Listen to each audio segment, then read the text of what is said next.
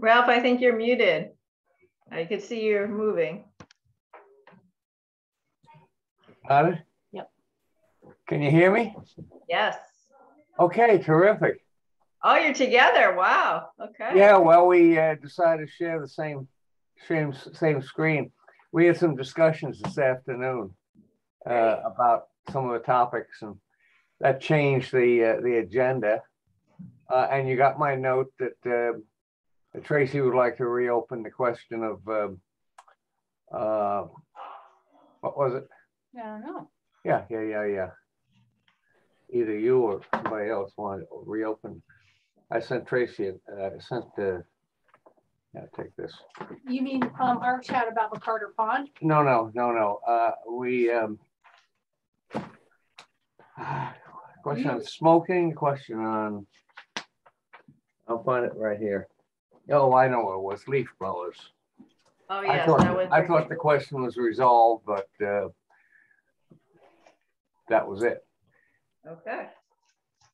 Hello, Jesse. How you doing? Good. How are you doing? Good. Good. Let your hair down and relax, huh?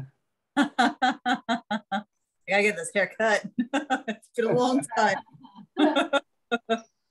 We've never met in person, Jesse. I look forward to working with you. That reminds me, Christy, I would hope that it'll be warmer in March, I hope. And it might be a nice idea if we had a meeting in person. Okay. What do you think? Is the Planning and Zoning Board going to do that? I haven't heard the latest. I believe at the council meeting, they were discussing reopening Borough Hall. So that would probably be the first indicator. And then we can take it from there when that happens. Okay, so if that wall falls, give me a call and let's agree right now to move it to Borough Hall if we can. Okay. In March. Maybe I'll reach out to you like 2 weeks prior to the meeting and see where we're at. The February 28th council meeting is going to be in person. Oh, okay. Barring anything. Alexa, cancel. No surprises, but. We almost had a third person at our meeting. Alexa started to chime in on something she thought she knew about. He's very high-tech office here. Hi, Kelly. Hi guys, how are you? Good. Alexa, go to sleep. She's almost like a human. She wakes you up in the morning. It's good. Just do that. We're fine. It's weird me sitting there with just an elbow. Move over here. My speakers aren't working. 9 and 2. And then We just heard you, Brian. 5 and Yeah, the microphone works, but the Brian, speakers you don't work. you guys don't want the mic to work. You don't care if the speakers work. Brian, you don't care because we can hear you with or without speakers. Thank you. Yeah, you can probably hear me from your house without any microphone. Okay. I have some technical difficulties here. Hold on. No rush. We got 4 more people to join.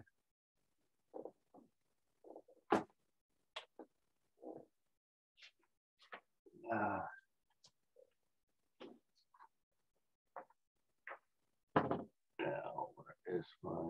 This is it. Well, actually not. You need your agenda?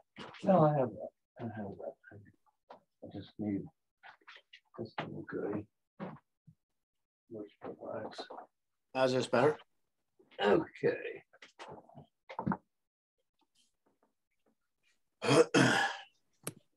We have everyone except for John Peters. He hadn't responded whether he was going to be able to make it or not. I know Suzanne was unable, but we do have a quorum whenever you'd like to get started. Okay, well, we'll get started now. I'm trying to figure out why this little guy doesn't want to work, but there it comes. Ain't like that. Just ornery. Good. We're on top of it. So I'm going to move to the agenda. Having taken care of that one. move to the agenda, and the agenda is rather long tonight, so you may want to help everybody. You may want to be brief in your comments, but thorough. Oh, that's okay. Thank you. Now, we'll call the meeting to order. Christy, could you read the sunshine notice, or Brian? Whatever. I can. Why don't you read it? Yeah, Christy, or I could read it. Doesn't matter. Yeah, I don't have my glasses, so. Okay, this is a regular meeting of the Environmental Commission of the Borough of Fairhaven in accordance with the provisions of the Open Public Meetings Act. Public meetings may be held in person or by means of communication equipment to include streaming services and other online meeting platforms. Due to the COVID-19 situation, this meeting is being presented through the Zoom meeting platform. Public participation for this February 9th, 2022 Environmental Commission meeting is available by call-in phone number or through web conference. Members of the public will be on mute until the portion for public questions, comments, which will be announced. At that time, the public has the opportunity to question, comment by phone or through Zoom by the raise hand button and will be called on at the appropriate time. Notice of this meeting was sent to the Asbury Park Press, Two River Times, and Star Ledger on January 28th, 2022, posted on the Borough website, the bulletin board in the municipal building, and to remain continuously posted as required under the statute. With adequate notice of having been given, the Environmental Commission Secretary is directed to include this statement in the minutes of this meeting. Thank you, Christy. Okay, the next is the Pledge of Allegiance. Not quite sure why I'm standing when there's no flag, but I pledge allegiance to the flag of the United States of America and to the republic for which it stands, one nation, indivisible, liberty and justice for all. I feel like a fourth grader has forgotten what I should be doing. Is that what happened? Yeah, that's what happened, Brian. Never got out of fourth grade and couldn't repeat that. Well, it's just like getting on a bike. Okay, Christy, would you go with the roll call, please? Windrum, Yes. Rice, Yes, present. Flanagan, Here. McCabe, absent. Murray, Here. Olson, Brian was going to come. he's here. He's I there. see him. I think he's muted. He's muted. Oh, okay, fine. He's muted here. Okay, we see you. Patterson? Peters? No. And Councilwoman Cole? Here. And I want to introduce Terry to all of you. She's new. She's got lots of ideas. I know that already because we've been talking. And I think it's going to be adding a lot to this group. So we can proceed from there.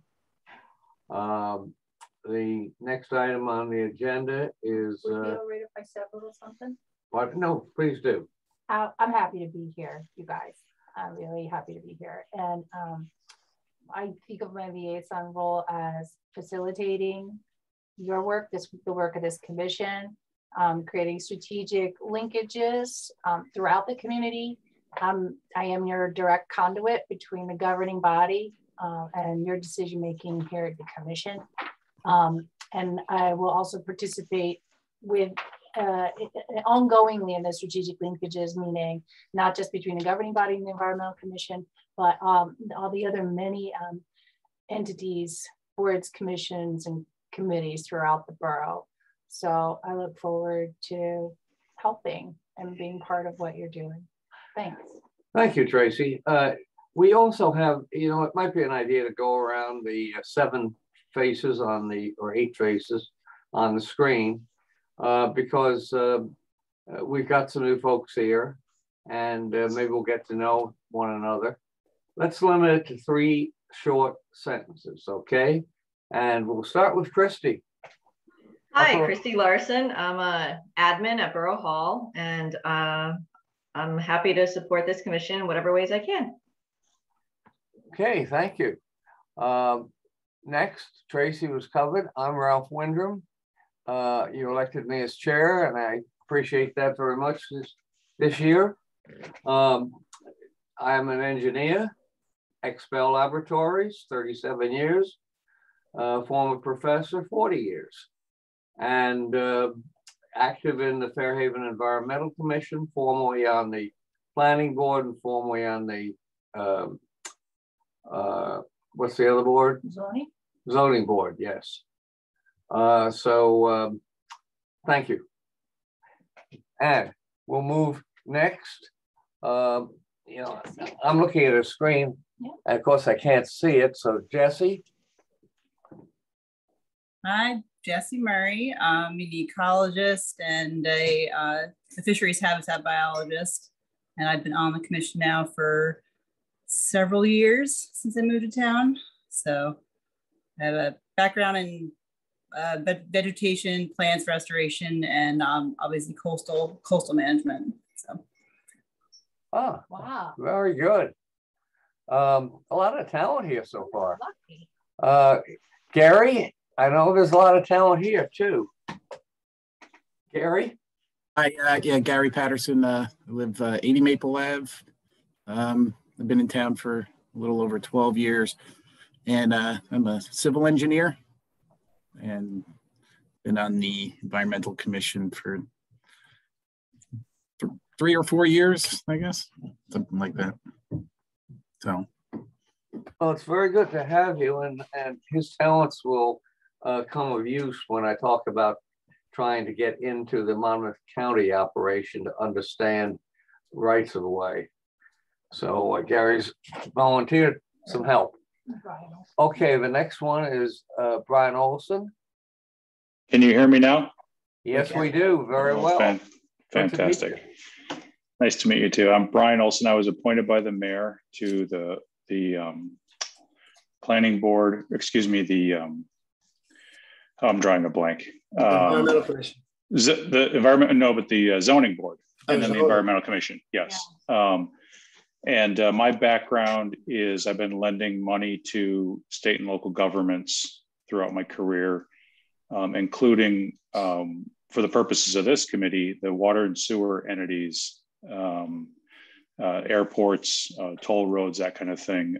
So for example, the Deer Island sewage treatment plant that looks like a submarine standing on its end when you fly into Logan. I financed that project. And the water supply line to New York City, the third line. So I've got some experience in particularly in water and sewer, and I'm excited to be part of the commission. Very fine. And next is, who is it? Kelly. Kelly, yes. Kelly, it's not that I don't know you, it's that I can't see you. That's fine, Ralph. Okay. No problem. There's a difference. Okay. Hello, everyone. My name's Kelly Flanagan. I've been in town for about 5 years. This is my second year on the Environmental Commission. I'm currently the chair of the town's green team as well. My background is in science and environmental education. So I'm an educator. I've taught in a public high school in the Bronx. I've taught, and now I currently teach at Brookdale. I teach environmental science and oceanography. So I am very happy to be part of this group. I'm very passionate about the environment and educating others about ways to improve and alternatives for it, because I just love the community that we live in and the unique ecosystem that we're a part of. So I just am happy to be here to help preserve and do what I can. With everything I've heard, we could be staffing a department at a college. The talent here is quite enormous. Now, Brian, the picture's switched around, so I'm going to look to Brian next. I am uneducated, born and raised in Fairhaven. I'm the fourth generation living on the river.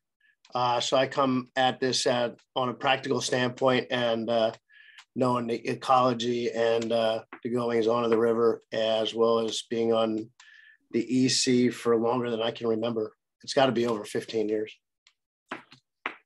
Oh, we welcome you very much, and you bring a lot of talent, as we know from all the meetings.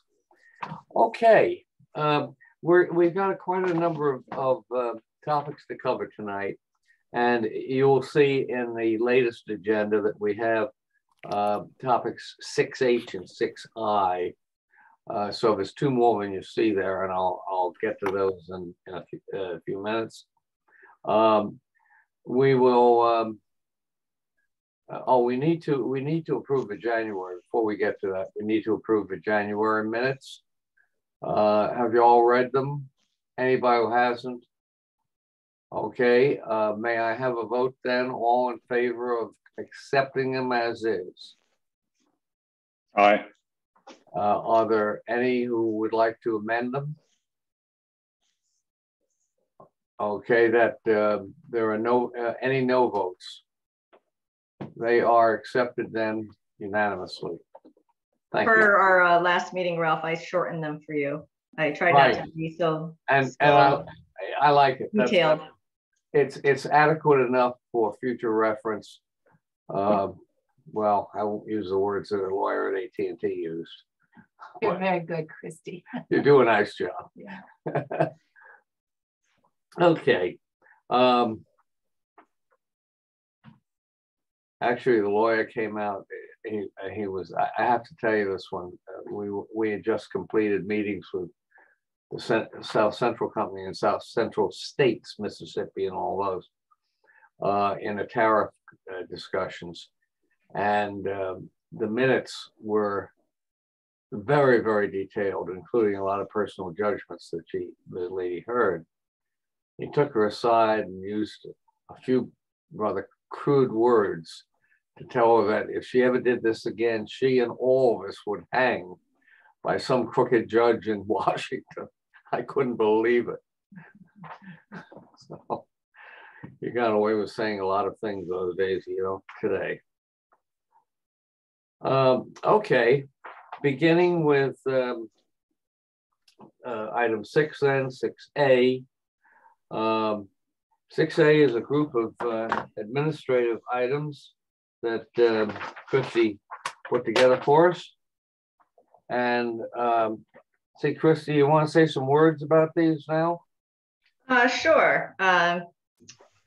For those newly appointed and reappointed members, that you need to take the DAP stormwater training. I sent a link from Nick Porchinsky, and it's just to stay in good standing. So if you're it's for those who are unaware, Mr. Windrum, Mr. Rice, Ms. McCabe, and Mr. Olson are the 4 people. And please send me an email to acknowledge when you've taken it so we can remain compliant. And if you need me to resend you the link, please just let me know. Okay, so Christy, how do we make a date? Maybe we could do it over Zoom. People can do it on their own time. Or they can do it. Yes. Yeah. Is it on? It's just a link, Ralph. We just have to click Oh, on it. fine. It's already a video, essentially, huh? Yes, exactly. One of Nick's videos? Yes. Good. Mm-hmm. Yeah, he does a nice job. Okay, fine. Thank you. When do we have to get it done by? It's due by May, so you have plenty of time. Okay. I can send out a follow-up reminder with the link if you'd like. Yeah, I think it's a good idea. I'd send the follow-up at the end of March. Okay. If people haven't done it by then, I'll give them another month. Okay. Okie doke. And the other thing was there's now an open alternate seat. We had a resignation, so right. If you're aware of that. Yeah, we're missing Greg Wright, but he's got a fun job that takes him to California and the Far East, so can't be everywhere. He's close to it though. Okay. We're all set with our ANJAC membership for the year, and the contact and leader may be coming to our March meeting to introduce some topics and just tell us about what they can help us out with or what they're there for.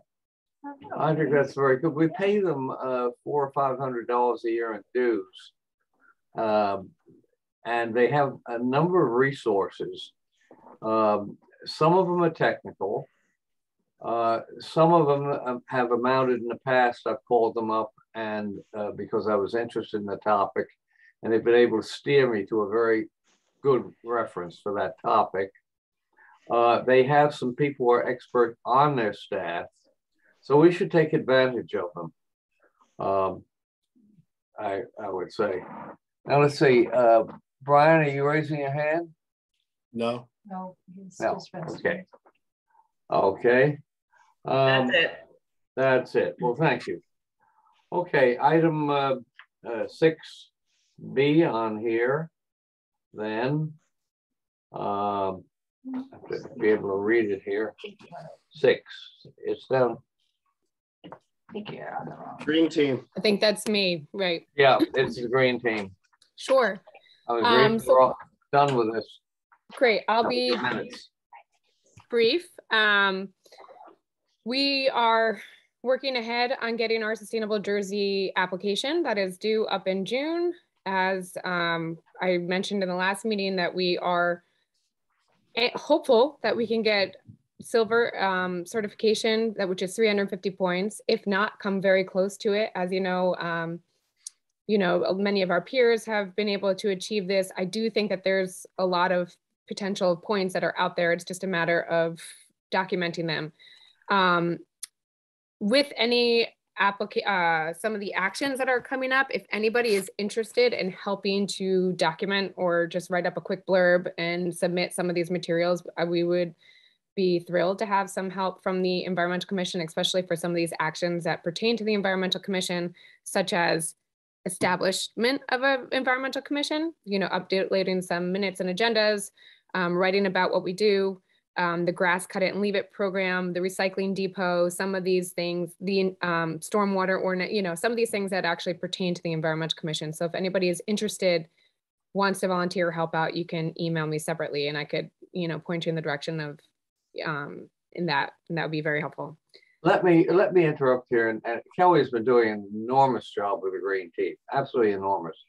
And this particular silver award was won by Rumson last year, won by Red Bank, and Middletown is working very hard and expects Middletown has it. Middletown got it. Yeah. So we kind of look like the hole in the middle of the donut. And I feel very strongly, and I think there is a strong urgency from the council that we also reach the level of silver. In order to do that, I volunteered to write one or two or more of the segments. And I would like each of you, if I may beg you to do the same thing. I'd like Kelly, if you would send out topics to be covered, and you can also send out last year's application. Christy will help you do this, okay? Sure. So if we send out last year's application to everybody on the commission here, so if they know what it looks like and what is the expected standard, then I would expect and ask each of you to pick up 1, 2, or 3 of those sections. I will pick up 3 of them myself and write them in good, clear, final form of English. And that would be an enormous help to getting us into place for the silver. I hope that helps, Kelly. Thank you. That's great. And it doesn't take that long. They're only asked for a little short blurb, and a lot of times you can just rework what we had and just update it. And some of the materials, like our prescription drop off at the police station, you just have to take another updated, photo of it and submit it. It's a little bit more legwork than it is actually, creating something new. And then we are trying to get going on some of these events that we've been talking about. So just to throw some dates your way, we are almost set. Well, we are set. We're going to have another composting workshop at Bicentennial Hall this spring to help, residents have been asking again for another composting workshop. We have the same person who did it last year, who's a Rutgers Master Gardener, Tom. We plan to do that on Monday, May 2nd in the evening at Bicentennial Hall. That is also the start of International Composting Week. So we thought that would be a great way to, bring awareness to composting.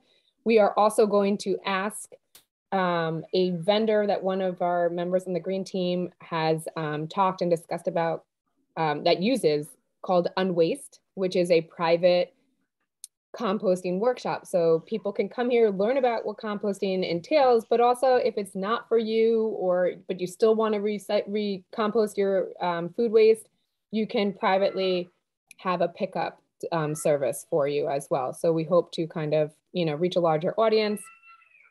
The other event that we have coming up, we are almost confirmed, but we're looking towards Saturday, May 14th for our eco fair, our green fair that we're going to be hosting here. In Rumson? No, this is not the Eco Fest that the Two Rivers does. This is going to be Fairhaven's own green fair, where we're inviting and we're asking multiple organizations such as the Environmental Commission. We've already mentioned it to the Shade Tree Commission. They were very happily received it. They were very thrilled to be asked and want to be invited there. The Fairhaven Natural Fields, we've already mentioned it to them. They are very excited to be a part of this. Any type of organization in town, we would also love to have, and Brian, here's where you can help us out with the Fairhaven Business Association, have them as well. We're going to talk to Scouts, see if they would be interested, Rec Committee, but kind of as a way to showcase what organizations we have out here in Fairhaven that people can get involved in if they wanted to, and see what we're doing to promote and to protect our environment. Also as a way to kind of to learn more about what you can do, to get education materials. Obviously we'll have some composting, pollinator information. We will also hope to invite an electronic recycler. You can bring your electronics to recycle, maybe a shredding, do some other events as well. So we have a committee getting started with that on the environmental committee, on the green team. But if anybody is interested in participating or being involved, please let us know if you have any ideas of groups that we should talk to or people that we should have. We also wanted to ask the library to do a reading or a craft, kind of make it like a family-friendly event as well. Sounds nice. So, are we going to have those stickers or magnets ready for then? Great idea. Great question. So we are working on that. That is our goal, to have those magnets or stickers from Mazza. So we've reached out to Mazza. We haven't heard back yet, but that is our goal to have it by then.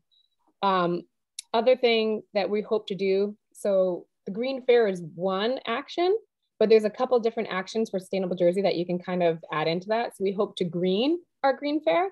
So promote walking, promote reusable bags, any kind of vendors that we have or businesses, recycling cups and different things like that. We hope to have it outside during the day so you don't have to have electricity and lights. But we also so definitely we would love to have some of those magnets. We were also hoping to get the Green Pledge, which is another Sustainable Jersey action. The whole part of this is educating people and having them pledge, if you could just change one thing one action to be more sustainable in your daily life.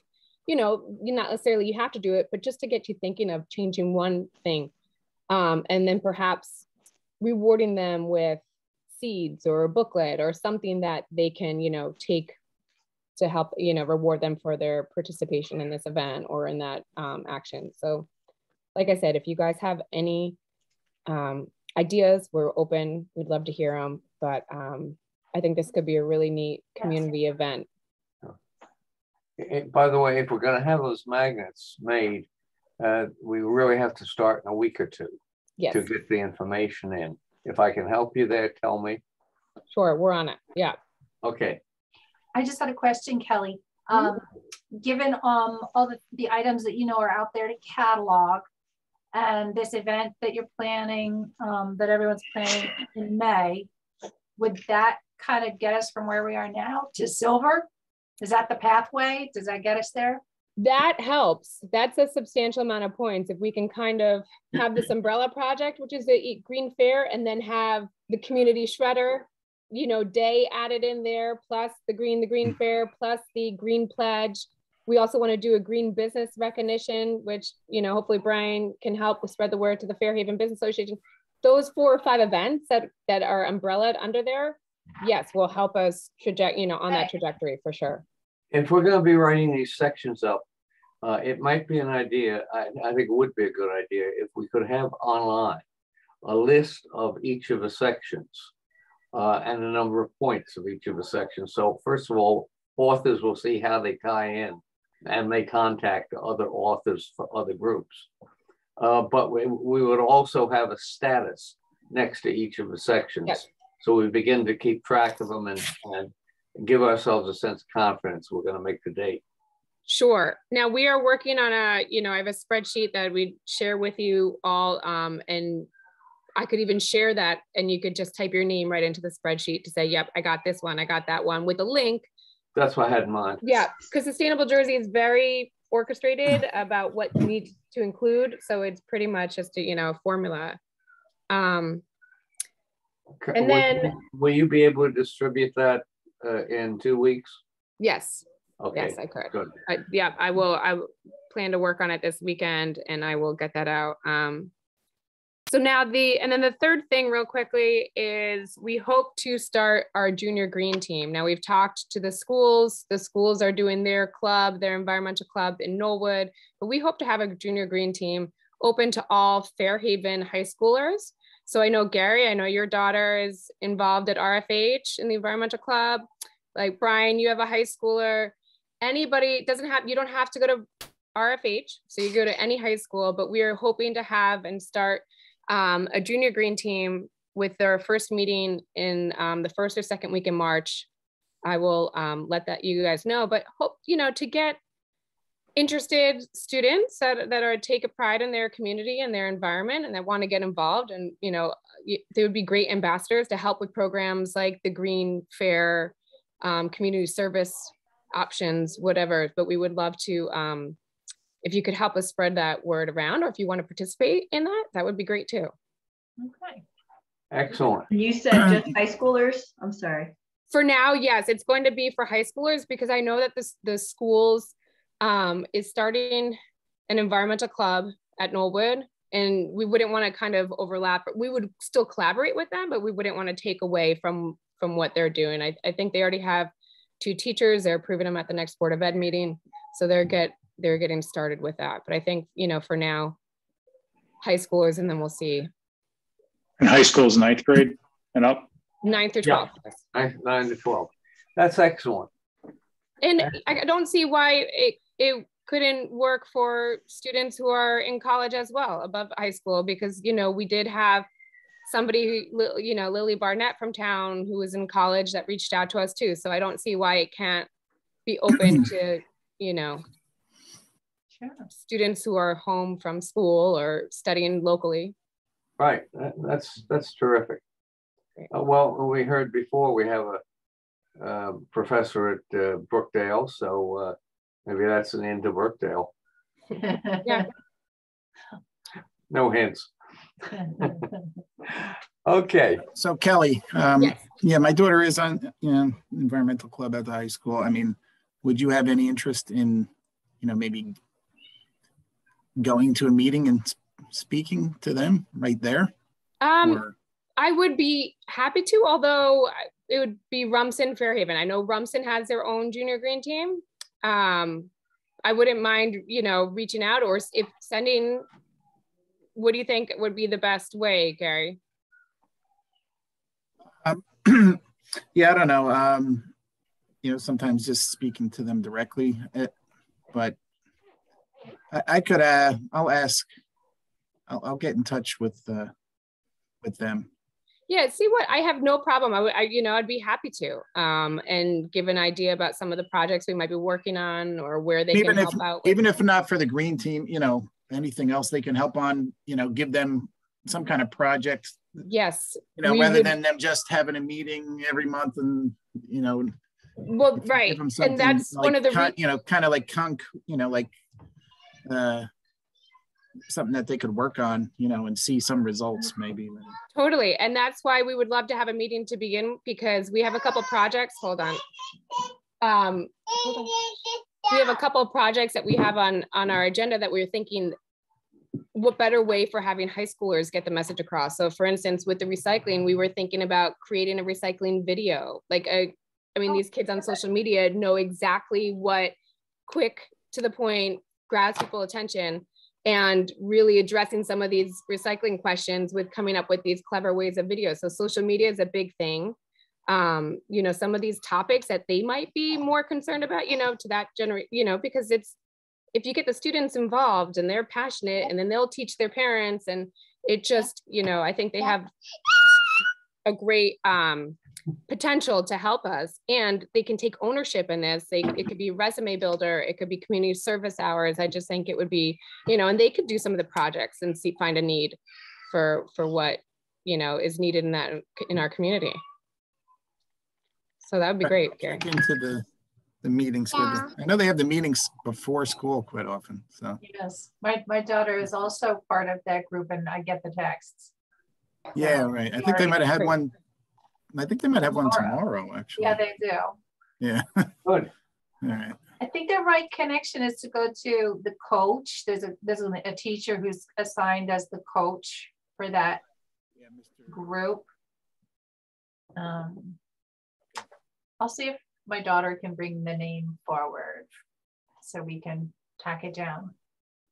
It's a good idea. Yeah, and if you have any advice for what would be the best way to reach out, or we would love to have a meeting at Bicentennial Hall, you know, have some icebreakers, come up with some hot chocolate from Dunkin' Donuts or whatever, just entice them, kind of have them come, see and talk to them, see how this could be a, you know, a great group to be involved. I'm not saying that we're going to meet every month, but just to kind of see what projects, what topics interest them, and here's some of the ways where we can get help.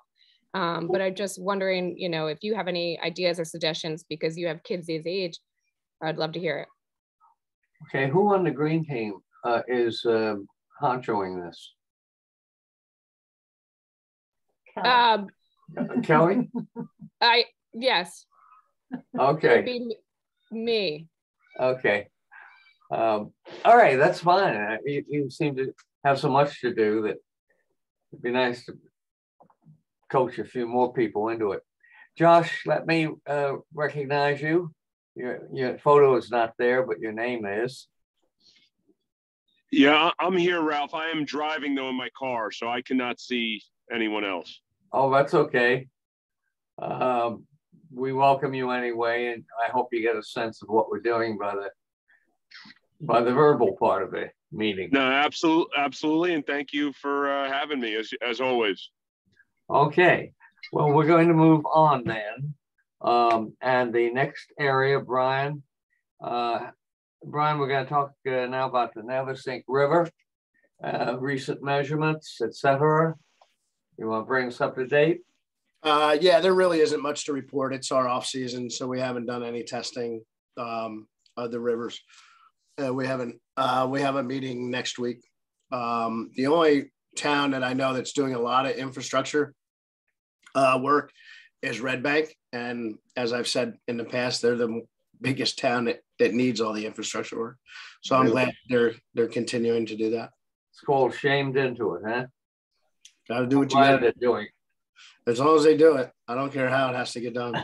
I'm very glad they're doing it. I mean, kind of atrocious. Okay, the next item on the agenda, we're going to look to Brian, you, and Kelly, and Jesse. And that is the residential stormwater ordinance. Brian, yeah, we still need to get together for that. I know we kind of pinged each other to get together, but I think just conflicting schedules, we weren't able to yet. But I know I had sent out, I think, the initial white paper with all the different things that could be added potentially, and just kind of told the group to read up on them, and we can kind of come to the table and figure out what items we'd really like to kind of bring forth to the planning and zoning boards. What will be the final output before we let go of it to somebody else to run with it, or before it's done? Honestly, I really think that it's to give some kind of action items to the planning and zoning boards, so to when they have their meetings, to bring up these other ideas for stormwater purposes. And obviously, it's, you know, kind of bringing this up now as new projects come in, and then eventually would be good to update our ordinances in town to try to. I know we wanted to wait for the new ordinance that we just put in last year to kind of like sit for at least a year or so, and then we can kind of develop, like, introduce some more restrictions that can be options, and then kind of from there we can update the ordinance based on kind of what we're seeing. And also it kind of gives an idea for folks that are on planning and zoning what other options there are, and they can present those to folks that are doing work in town. We'll be talking about diversion of water so that it is kept on property. Later, I'll be talking about it in an item coming up on rain gardens. So chime in at that point where this should be a cross connect. I think when you get ready to consider adding new elements to the stormwater management ordinance, because Fairhaven did not adopt all the new regs that were available. We only adopted a sort of a minimum. Yeah. And if the commission is going to recommend, making a more robust ordinance, which I can see why that might be a great idea for Fairhaven, it would be good to have those thoughts on paper, not necessarily as an ordinance, but just as thoughts. That's the whole point. Yeah, that was the point, Tracy, is that and then to send it on to council. And I can courier that for you, or someone can come. But yeah, I think our intent was to not introduce more ordinances, but have a best practice piece put together so that the planning and zoning boards could present that to any construction or project it would be germane to. Best practices based on the existing ordinance? Based on doing something more than the existing. I have to follow the ordinance. This was over and above that as a suggestion of better practices. So, but if you want that to actually have any teeth, you'd want the council to adopt them and add that to the language. That's right. If the council wants to take that on, that's up to the council at that point. Yes. Well, I'd like to see it pushed. If we feel it should be done, I'd like to try to give it some sense of urgency with the council and ultimately with the planning and zoning board. The planning and zoning board will have no authority to implement best practices without. No, but you can just give them in the meetings, like just to when I know they do kind of the round robins of different comments and things for what folks can be doing, and since they can just give them as suggestions, like, hey, do you think about maybe doing this if you're taking out this tree or whatever, what can you do to help compensate for that, or add to what they're planning on doing. Just give them some more ideas that they may not think about, because I think some folks are receptive to it, they just don't know about it yet. Right. That's the true point. Some people don't understand it. Yeah. I think that the at this stage, the largest number of opportunities lie within the control of stormwater in one way or another. Mm-hmm. And that's the area that has been least pushed, least defined, and the least controlled. So I think we should look there for some low-hanging fruit. Okay. Jesse, thank you. Brian and Kelly, thank you. Moving on then, we moved to Bacardi Pond, and I'm glad the mayor is here because I talked to Teresa today, and I said, we talk every month about Bacardi Pond. And she says, yeah, I know. And she said, I know what you're going to ask. And I said, well, you were going to try to put it in both the capital budget and the expense budget. And we were trying to get Bacardi Pond raked, hydro raked. And we were trying to get the hydro raked materials either moved to the side of a pond to dry out before they, so that they're not too expensive to remove because of the weight, or moving them just to the natural area and use them for a basis for some of the paths. And it's been determined that would be a good use. And so I was told today that there's a preliminary budget being put together for both the capital and the expense, and that the council would have to make its choices because, as usual, as it's always the case, there's more things that you need money for than there is money. So this is competing with other things. Josh, do you want to tell us something about where you see this going with Bacardi Pond? It's a real sore in the town.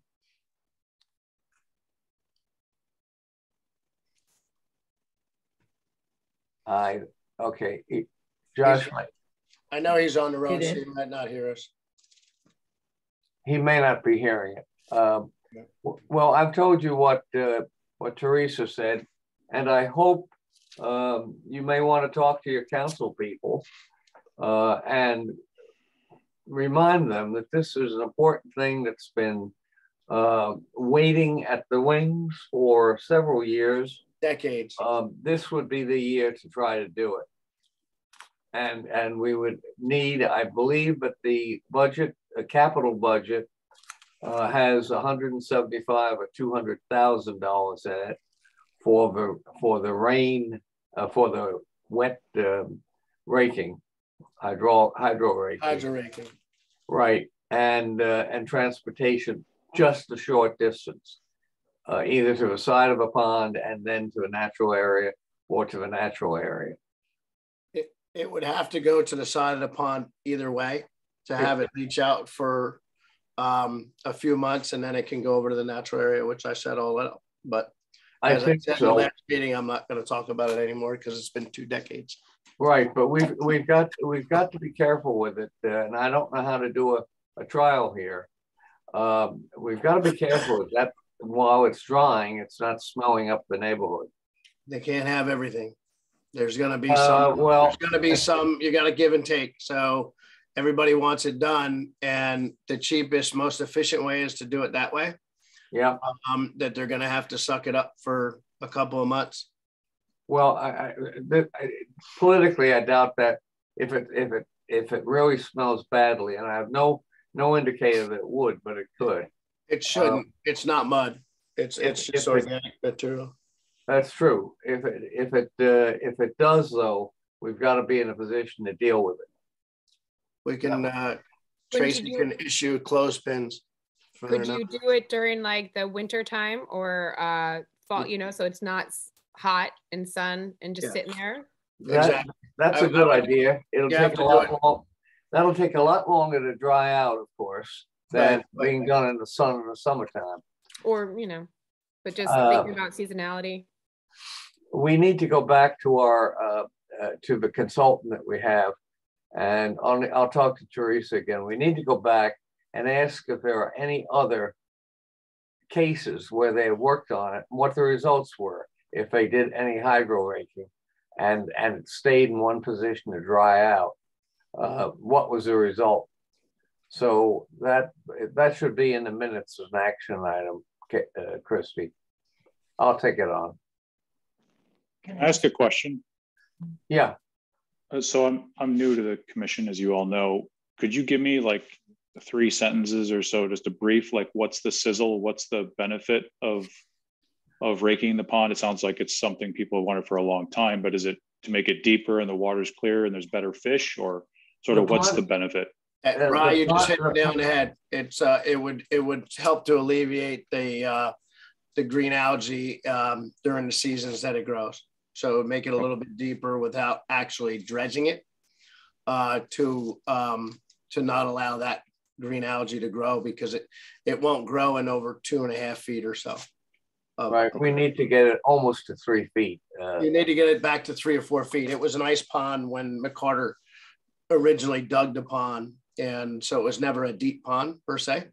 It is 4 feet deep, by the way. But it needs to get back towards that 3-4 foot level. And then you won't have as much green algae that we just keep on throwing money at to alleviate, and it doesn't do anything. The depth now ranges from 8 inches to about 22 inches. Right. Thank you. Totally inadequate. May I ask a question? Tracy would like to ask a question. If the council were to decide to make the investment in the hydro raking, what sort of measures would we need to put in place to ensure the maximum life of that investment?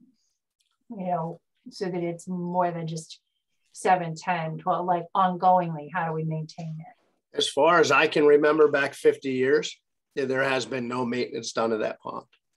So that would, I can't say that it would be 50-year lifespan, but we would have to ask the engineers at that point on what if they could do some sort of calculation to give us kind of a time span of how long it would last. And there's a lot of contributing factors. Remember that it's been this way for decades. Brian, remember that the report said that after you've removed it to a suitable depth, you could help maintain that depth chemically. It hasn't worked, so I'm not. I know I haven't been. I'm not a fan of that, and I'm not a fan of adding chemicals to a natural to a waterway. And can I also, Sure, I think there can also be, as we mentioned before, we know that perhaps most likely, it's not the main cause, but just runoff from whatever people are using on their lawns around it could be, and you know, and create some of this algae bloom. So just, I think education, especially around those homes that are around there, maybe even the importance of adding a little buffer of natural grasses and let that up so that things don't run off. I do, there was also a mention of these bee mats, of, you know, these floating mats that can go in the pond that can help alleviate and take some of those excess nutrients out to, you know, so there are other education moves, you know, a little bit softer moves that you can do to perhaps promote the longevity and just create awareness of the problem as well. It all depends, Kelly, on how much we have for a budget, or the town sets aside as a budget to be able to do it. I'd be happy just to have it raked. That would be a hurdle that we haven't been able to clear in, like I said, 2 decades. No, I get it completely. But I think just to allow council to say, hey, if you can do this, we'll also promote some education materials, you know, and do some about how to, you know, a better lawn care that can, you know, and what the effect is of using excess nutrients, you know, and provide alternate options. Mm-hmm. I can only speak for myself, and I know Mayor Halpern's on the call, but investing in the corrective measures that are needed would be an easier hurdle if we knew that there was a plan to help maintain it, and that we weren't going to be dealing with this big cost of hydro raking 10 years from now. So where I was hoping we could look at a decision that would include not just the hydro raking, but an actual plan beyond the hydro raking to maintain the benefits of the hydro raking. And maybe that's, you know, I'm not an ecologist and a marine bio, whatever, but adding certain fish, I mean, does something eat the thing that is overgrowing in the pond? I'm spitballing because I don't know this area, but maybe Jesse, do you know anything about this? Sure. Tracy, it's purely a depth issue that the pond has been neglected, and the pond has shallowed because of organic material entering the pond, whether it's leaves or grass clippings or whatever. To the best of our knowledge that we've been able to do the studies that I've seen, the nutrient load is what it is. But if you can still have the nutrient load, if the depth is too deep for those plants to grow, they're not going to grow. So I think that's the big hurdle right now, is to get it back to that depth, and you know, go from there. I don't know the calculations on if we can say, you know, there's, you know, 1,000 tons of leaves that blow into the pond every year, and that increases the you know, it decreases the depth of the pond. I don't know how to do those figures, but I'm sure that they may have some idea. But it's right now, it's always been a depth issue. It's been the actual water and the depth of the pond. Can I say something here? It's going to sound strange at first, but my understanding of the definition between a lake and a pond is a lake is deep enough where plants don't grow. And if it sounds like we would change this from a pond to a lake. And does that have implications for the state? You know, just throwing it out there. I have no idea, obviously, but if it gets deeper, it could possibly be recharacterized as a lake. Right. I think in this case, because it was man-made to begin with as an ice pond, if you think about just physics, ice forms in shallower bodies of water, so they wouldn't want it that deep. So 3 or 4 feet was the depth that Mr. McCarter dug it out at. And that was the intended purpose, just to supply ice to his estate. Most lakes are deeper than 4 feet.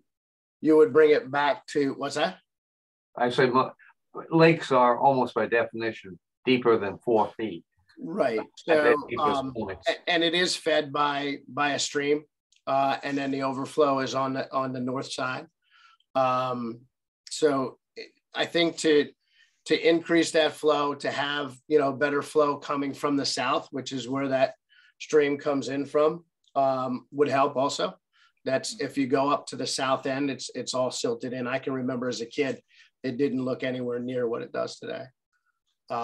Same as the river. But I think based on the engineers and my experiences, that once you get it to that depth of 3 or 4 feet, it would help alleviate a lot of what we're seeing in July and August during the seasons. With response to Tracy's question, though, of what can be done to maintain it, that's a question that we could ask the consulting engineers who know that pond well. My memory of their answers was chemical treatment would be continued. And I think they're going to have to rake it every 15 years or 10 years. That's my guess. Fine, and just put it as a budget item, but it hasn't been done, so there's no sense. If they can get it done, that's great. Okay. I'll sing from the bridge. Any other questions on this? Okay, then the next item after that was the leaf blowers. I'll leave this to, well, I had said what I knew last time. I assume you all remember that and the case in California. And I thought where we had left it was that if we applied it to leaf blowers, we'd apply it to gas mowers also. And we also discussed some hours, more stringently tied hours than we now have, so that we might have no gasoline powered lawn equipment on Sundays. We might start it no earlier than 9 instead of 8. That's my memory of a discussion. Kelly, do you want to add anything at this point, bring it up to date? I know there was a couple emails exchanged between Gary, John Peters, myself, talking about this a little bit. I thought after the last meeting, you wanted us to look into this. Right. Okay. The only research that I did on Rumson and some of the other towns apart from us was just looking at the noise ordinance, and they are very specific about the hours on Saturdays. So like when we have our noise ordinance that says no gas powered from sunset to sunrise. Well, we brought up this question that during the summertime, sunset is 8:30 at night. But Rumson, they're very specific about during daylight savings, it should be no later than 5:30, or, they're very specific in that time frame. I'm not saying that that's what we need to do. I'm just thinking that that is one way to address this issue that's been brought up a couple times to yourself and, to the green team, that perhaps just lowering, not using sunset as a parameter, but putting after 5. And I'm not saying anything about Sunday, but I just didn't know where we left off, whether that's an option, or perhaps is it coming up with some alternatives or some educational materials that we might want to put onto our environmental commission website. I think there's a need for education out there. And just as Jesse even mentioned earlier too, it's just some people just don't even know of the alternatives. And I think that that's a great way to address some of these issues as well without pushing ordinances down, without being very pushy. But I think the environmental committee or commission has we should be coming up with some of these topics and addressing them and providing some alternatives or some information where residents can access them as well. And so, okay. Kelly, look, long and short of it is that short of outlawing the devices, period, and I think that would be a hue and cry that the council would not wish to encounter. Short of doing that, we can only limit the number of hours or the noise levels. Those are the two things we might control. The converse of what we're saying is with a limit of a certain level of noise, we're willing to accept that level of noise for shorter hours during the day from say 9 to 5:30, except on Saturday and Sunday. Perhaps I'm just suggesting something, but this is really a permissive ordinance that we're putting together here. It permits these devices to be used at those points in time and not any others. Is that where we are coming out? Let me hear from the rest of you. I think it's minor edits to what the ordinance is. I think honestly what Kelly said, I mean, if it says sunrise to sunset, I think maybe putting in actual times on there makes a lot of sense. Just even as a start to see if that helps to improve things, because I think sunrise to sunset kind of is, yeah, in the summertime can be quite late. So I probably have a different. It seems to be a common theme in this town that the ordinances are not very clear, cut and dry. And Tracy and I will talk about some others, but definitely put in the times. People don't realize, unlike me, they don't know when the sun sets, right? Just because it's dark doesn't mean it's set. Just because it's light doesn't mean it's not set, right? So you have to put in definitive times, and you're talking about a noise ordinance now that doesn't just pertain to, leaf blowers. It's a noise ordinance. It's got to pertain to lawnmowers too. It pertains to everything, Ralph, that makes noise over a certain decibel level. Right. That's true. So you can't just say you can't use a leaf blower after 5:30 at night. It's a decibel level is the way the ordinance is set up. And it should be, and that's definitive. So why not make it definitive on times? Let me try this. And this is a little bit different, but let me try this, and let's see if we could get the makings of an ordinance here. How many would feel that we could have an ordinance that puts a decibel limit on the use of any lawn equipment that is noisy? And a set of hours, specifically 9 to 5:30, Monday through Saturday. You have the ordinance. All you're trying to do is make the ordinance more clear. So all you're doing is set up parameters, send them up to council, and say, here's the ordinance.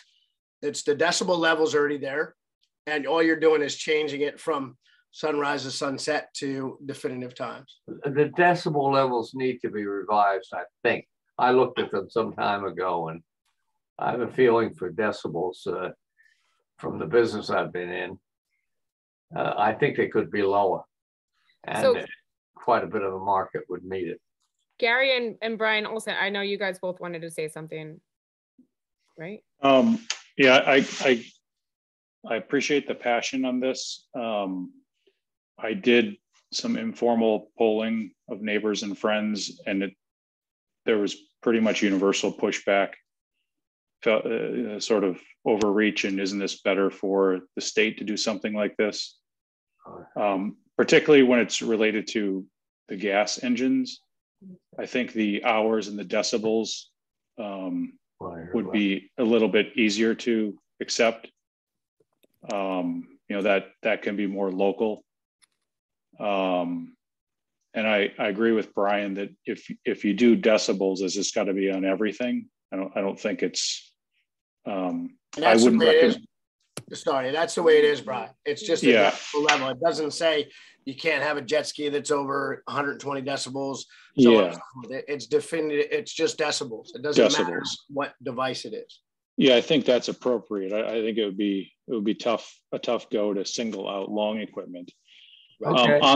On the hours, I think something we should think about is if you restrict the time that for people that have professionals do their lawn, if you restrict that time, there is less supply, basically. I'm an economics guy. There's less supply available of lawn service. So the prices are going to go up. And that's something people have to think about. You know, how will the community respond to that if, you know, they have to send 30% more workers to each property to get them done in time, for example. That's something to think about.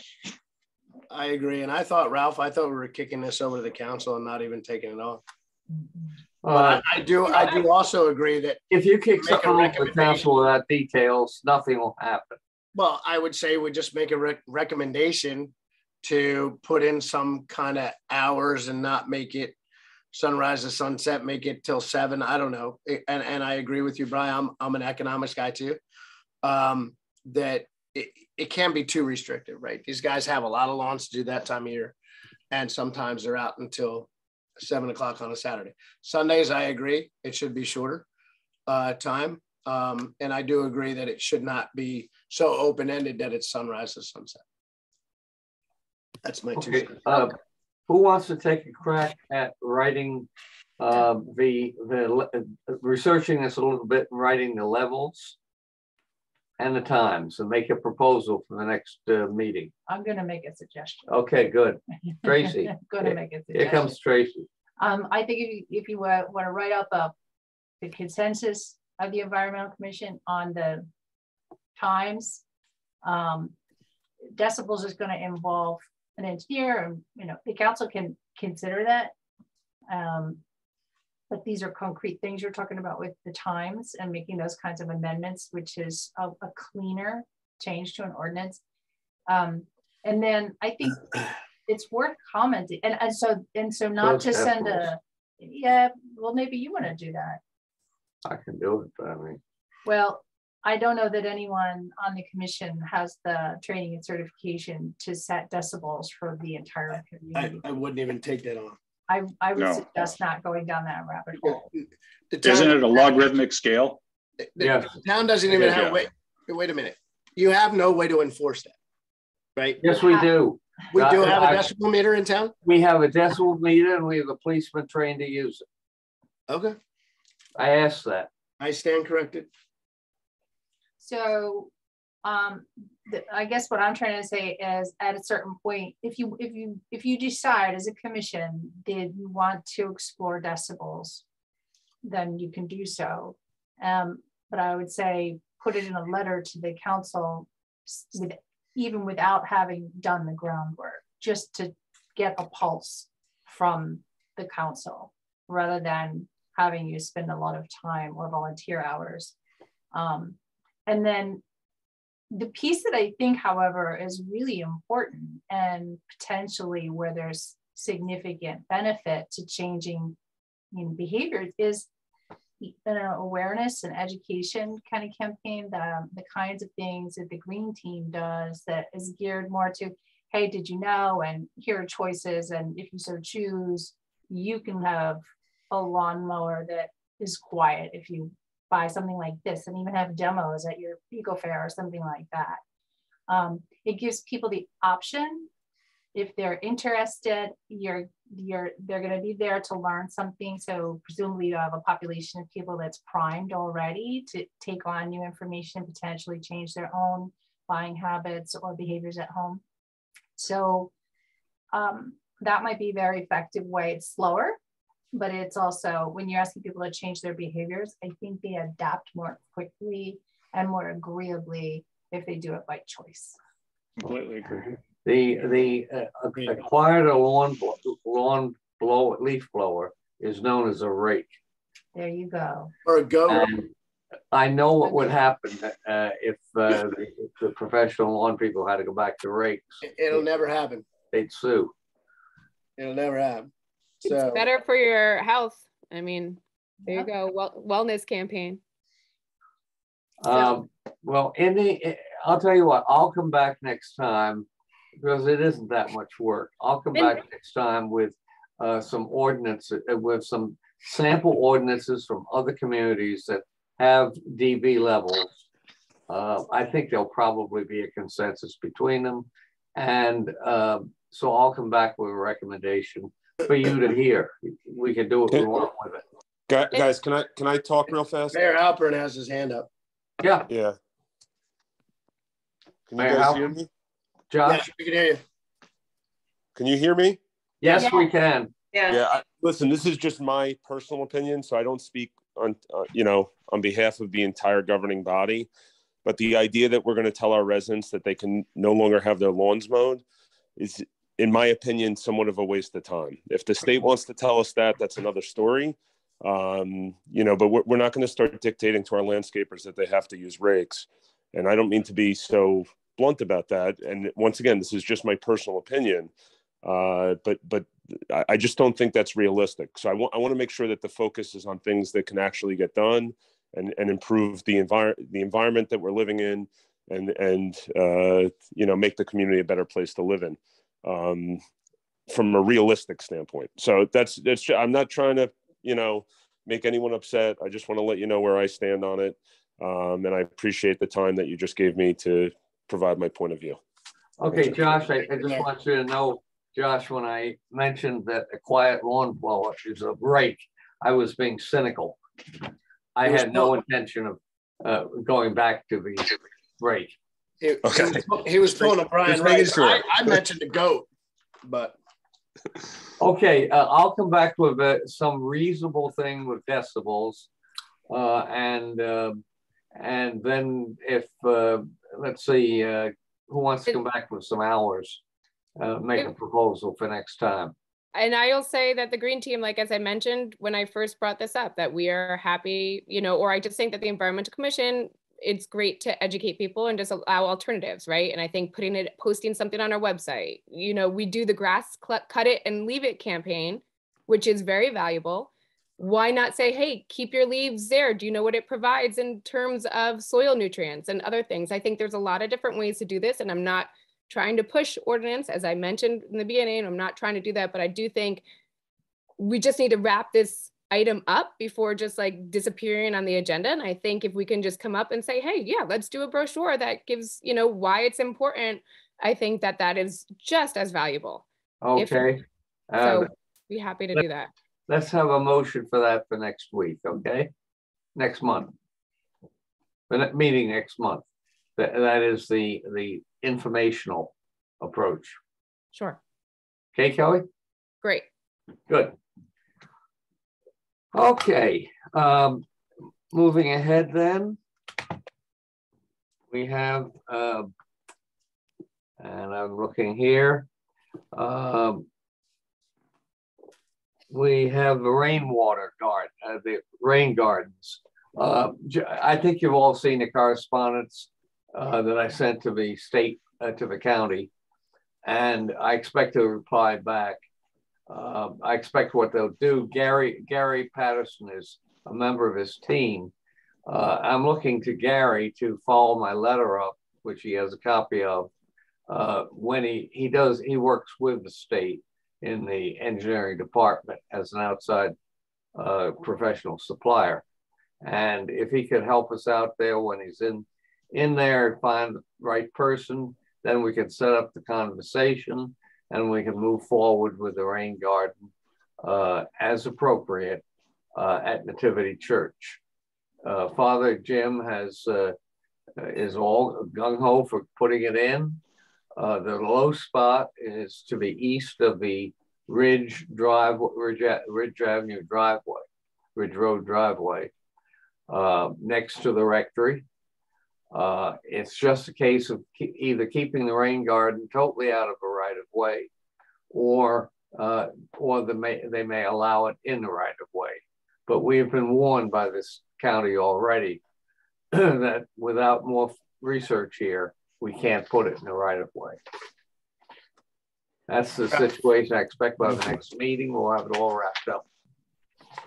Yeah, Ralph, I was at the county office yesterday afternoon, actually. Good. And I brought it up. I'm not familiar with Tom Lombardi, who you sent it to, but I did speak to the county engineer, Joe Attore. Yeah, I know Joe. So, yeah, he's going to talk to Tom and another person over there, and he's going to try to get me the information. That's great. The next, that would be wonderful.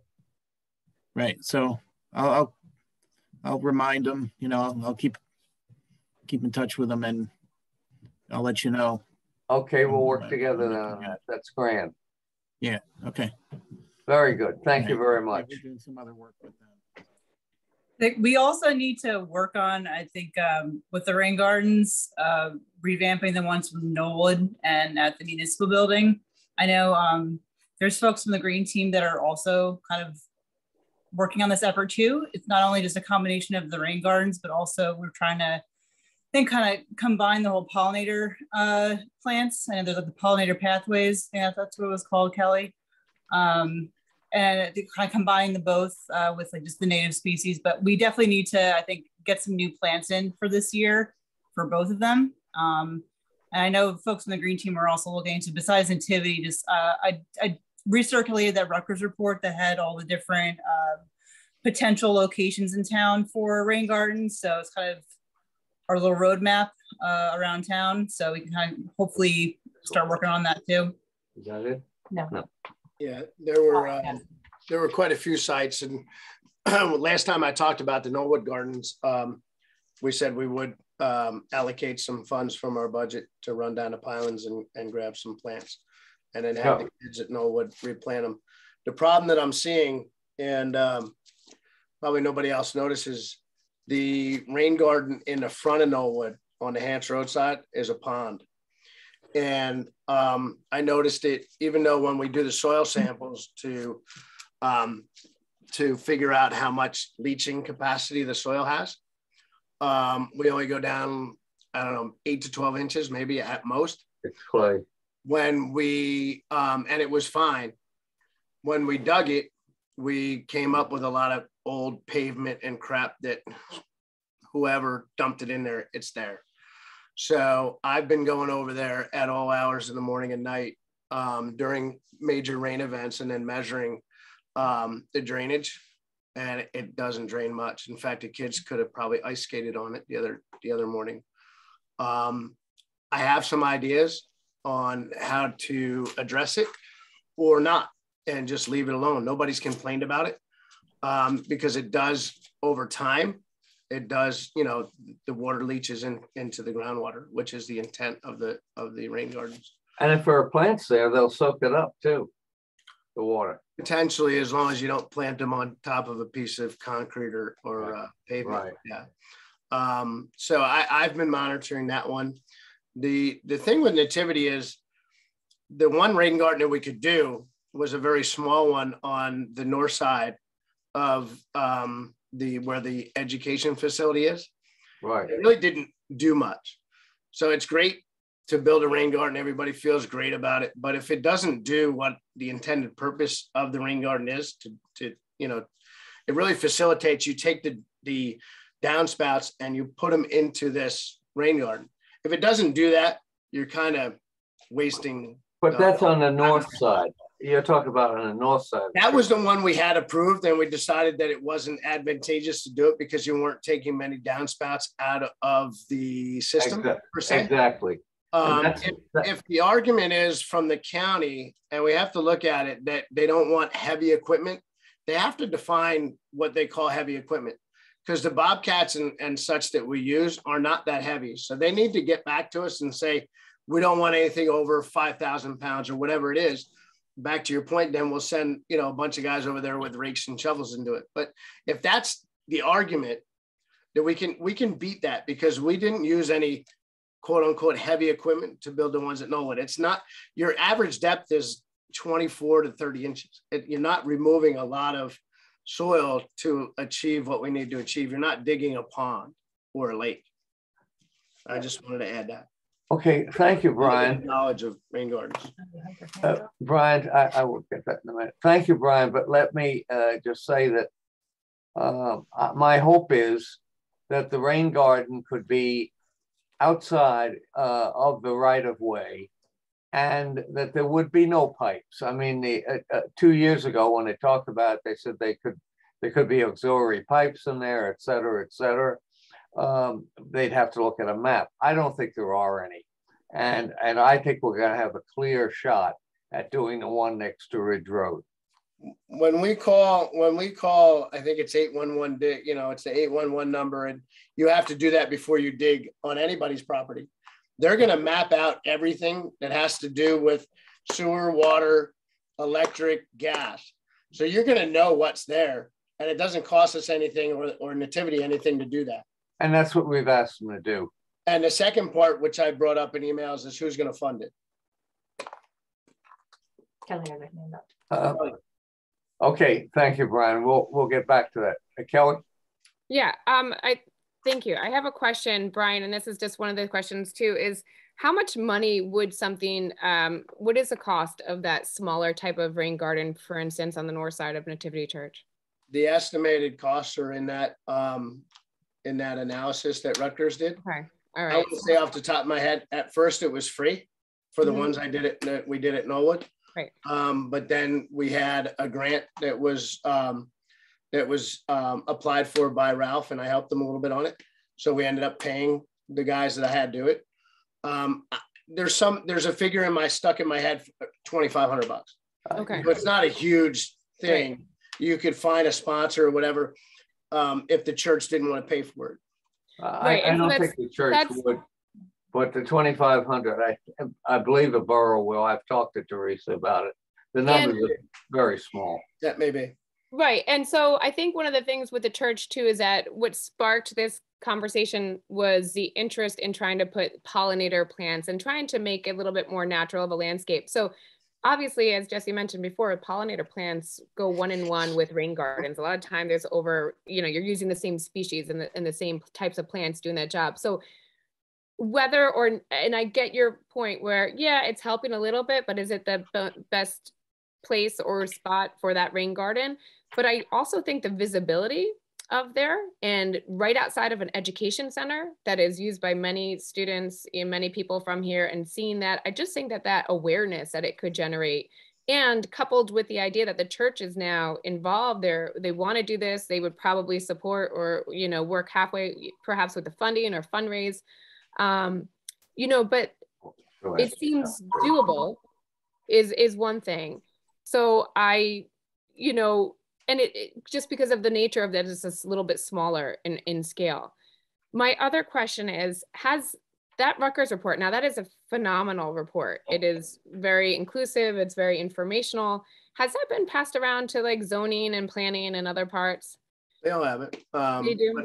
Yeah, I mean, there's no better education piece than doing rain gardens at a school. So totally. I mean, I get it. The original rain garden was done, and it's fallen on deaf eyes and ears at Borough Hall, and it was funded by Verizon, but it was cool to do, and it was done years ago when I first started on the EC. So yes, that report's been circulated, but this is where I things feel things that are foremost on our minds aren't necessarily, and maybe Tracy can change this, necessarily forefront on planning and zoning and all that. So I get, yeah. But I wonder if with the stormwater ordinance and recommendations, if, you know, because there's a rain garden, one of the big spots was Acme, one of the big spots was Boynton and Boynton Insurance.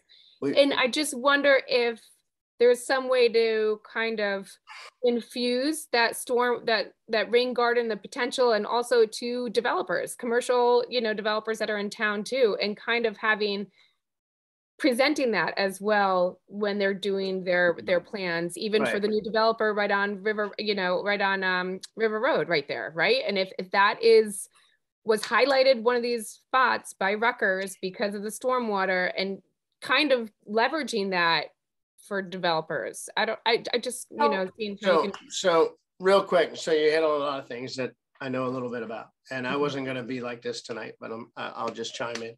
The Acme, we missed that opportunity because of the new owners of the Acme, and they actually put in a couple of cisterns to help to address the runoff, which is great as long as they maintain them.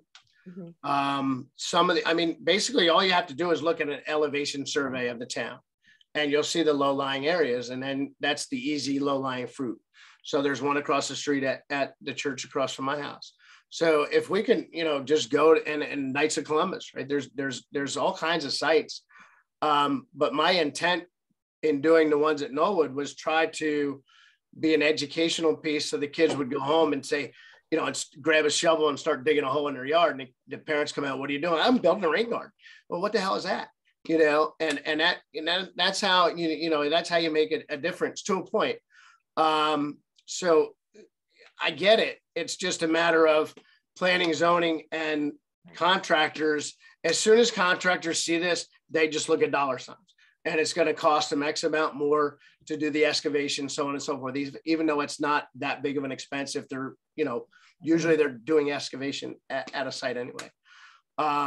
It's a matter of just getting people to do it rather than just running the gutters and the leaders to the street and whatever. And that's the intent. Yeah, offer a point. So Tracy has the floor now. I'm going to suggest, in the same way that you're coming up with your best practices, would be part of it. That when that document is prepared, that it also incorporate the findings of the Rutgers report and some very simple sort of fact sheets, like almost a tear sheet with a picture of a rain garden, sort of recommended native species, so that it's a pollinator garden and a rain garden. And then I'll work directly with Betsy. She's the liaison, and she's on the planning board and the zoning board.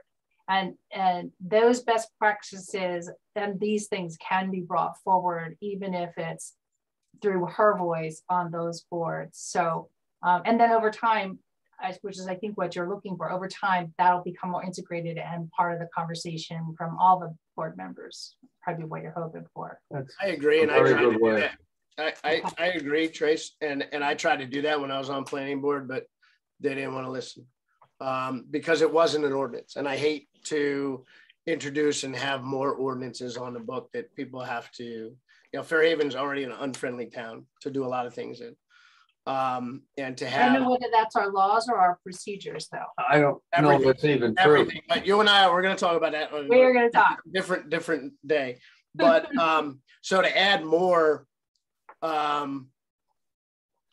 ordinances or laws to an already not easy system to navigate, it fell on deaf ears. But I think, and that's why we were looking at kind of a white paper or, suggestions of best practices, right? Ralph has, the end of his driveway has a grate there with pipes that go into the ground. So the runoff goes in there and it goes into the groundwater. So just stuff like that. And that's not a huge expense, but as soon as you say, pervious pavement, stuff like that, you lose people. And if you could do a rain garden and just say, look, it's the same as what you already have. All you're doing is running your leaders into an impression. That's all it is. You don't even have to call it a rain garden.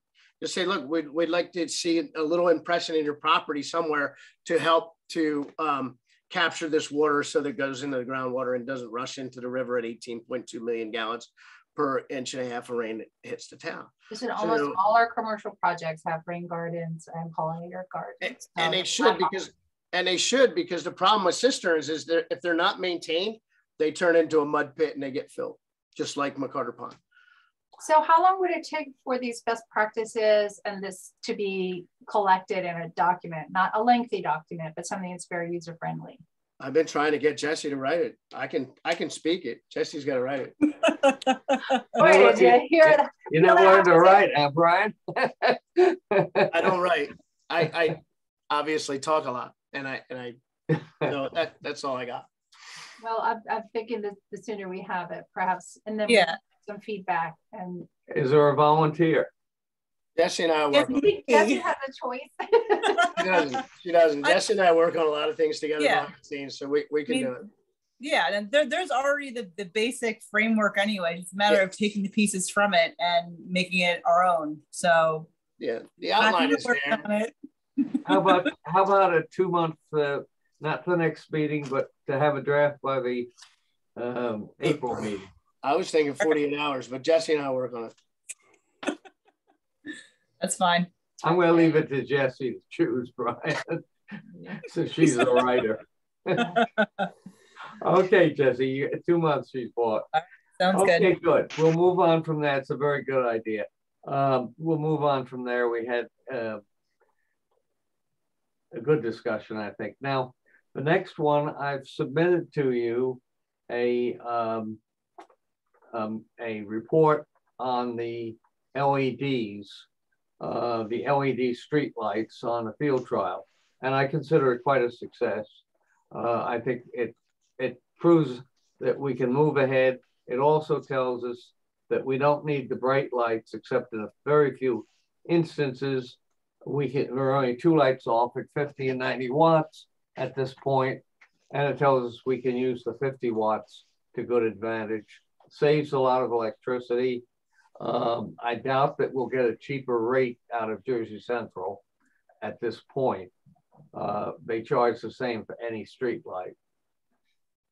But it's doing the right thing, and it is the wave of the future, and they are willing to move to it. So what I'm suggesting is that the report I wrote, if you will, send me comments on it. I will take your comments, return to this group a final draft. We can vote on that, on accepting that and sending that to council next month. Sound good? I see some head shaking in the right direction, so that's good. Okay, I'll do that, let the minutes show that. And finally, the last thing that we had was the discussion of mosquitoes, and I put together for Tracy what I knew about the issue. And Tracy, do you want to pick it up from there? Yeah, so I've been tasked by council to, there was a resolution on the council meeting agenda on Monday night from the county. The county has a division of mosquito control, and it's, I'm to say it's a very dedicated and good group of people, and we have an entire division on mosquito control. So I learned a lot. But on Monday night, when this was on the resolution, it was referring to aerial pesticide sprays, and some of us on council were just not comfortable, and we asked that we take explore that, understand what that means, and then come back. I was to bring that here tonight to have a conversation with you, the Environmental Commission, that would include the research I did in advance of this meeting. So I contacted the Division of Mosquito Control. As I said, I learned a great deal.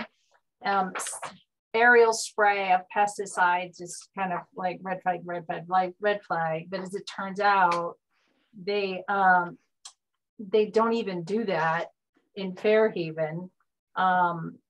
There's 2 types of treatments. There's an aerial treatment, and then there's an on-ground dunk treatment, which is deposited into water.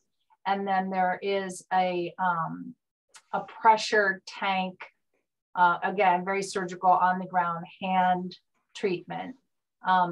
There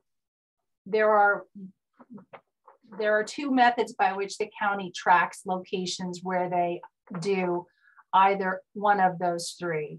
And the 2 methods are they have air maps, they call them air blocks. Right. Yeah, and those are the places that they fly over to deploy a not an adulticide mosquito killing pesticide. They do flyovers and these air blocks for larvicide, just to kill at that tiny stage. And it's a granular type of thing that the larvae feed on, and then they rupture internally. But it doesn't have a devastating effect on the rest of the ecosystem. An adulticide spray certainly could have a more dramatic effect on other insects and stuff like that. That does not happen in Fairhaven, I'm very happy to say.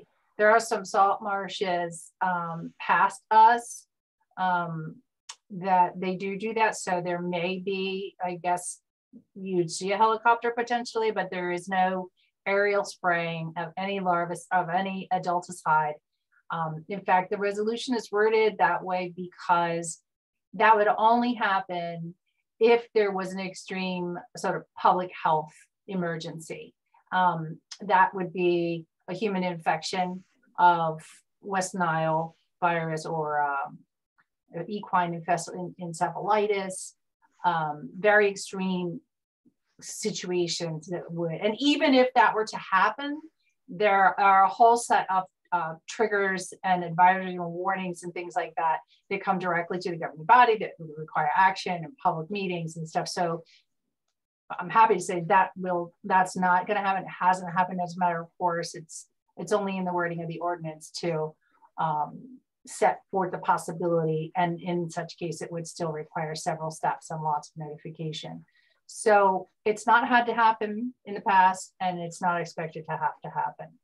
There is they keep track of locations, specifically in Fairhaven. There are 36 locations that they track, and they come out April through November, and they drive here, get out and walk these 36 locations. It's very surgical, granular.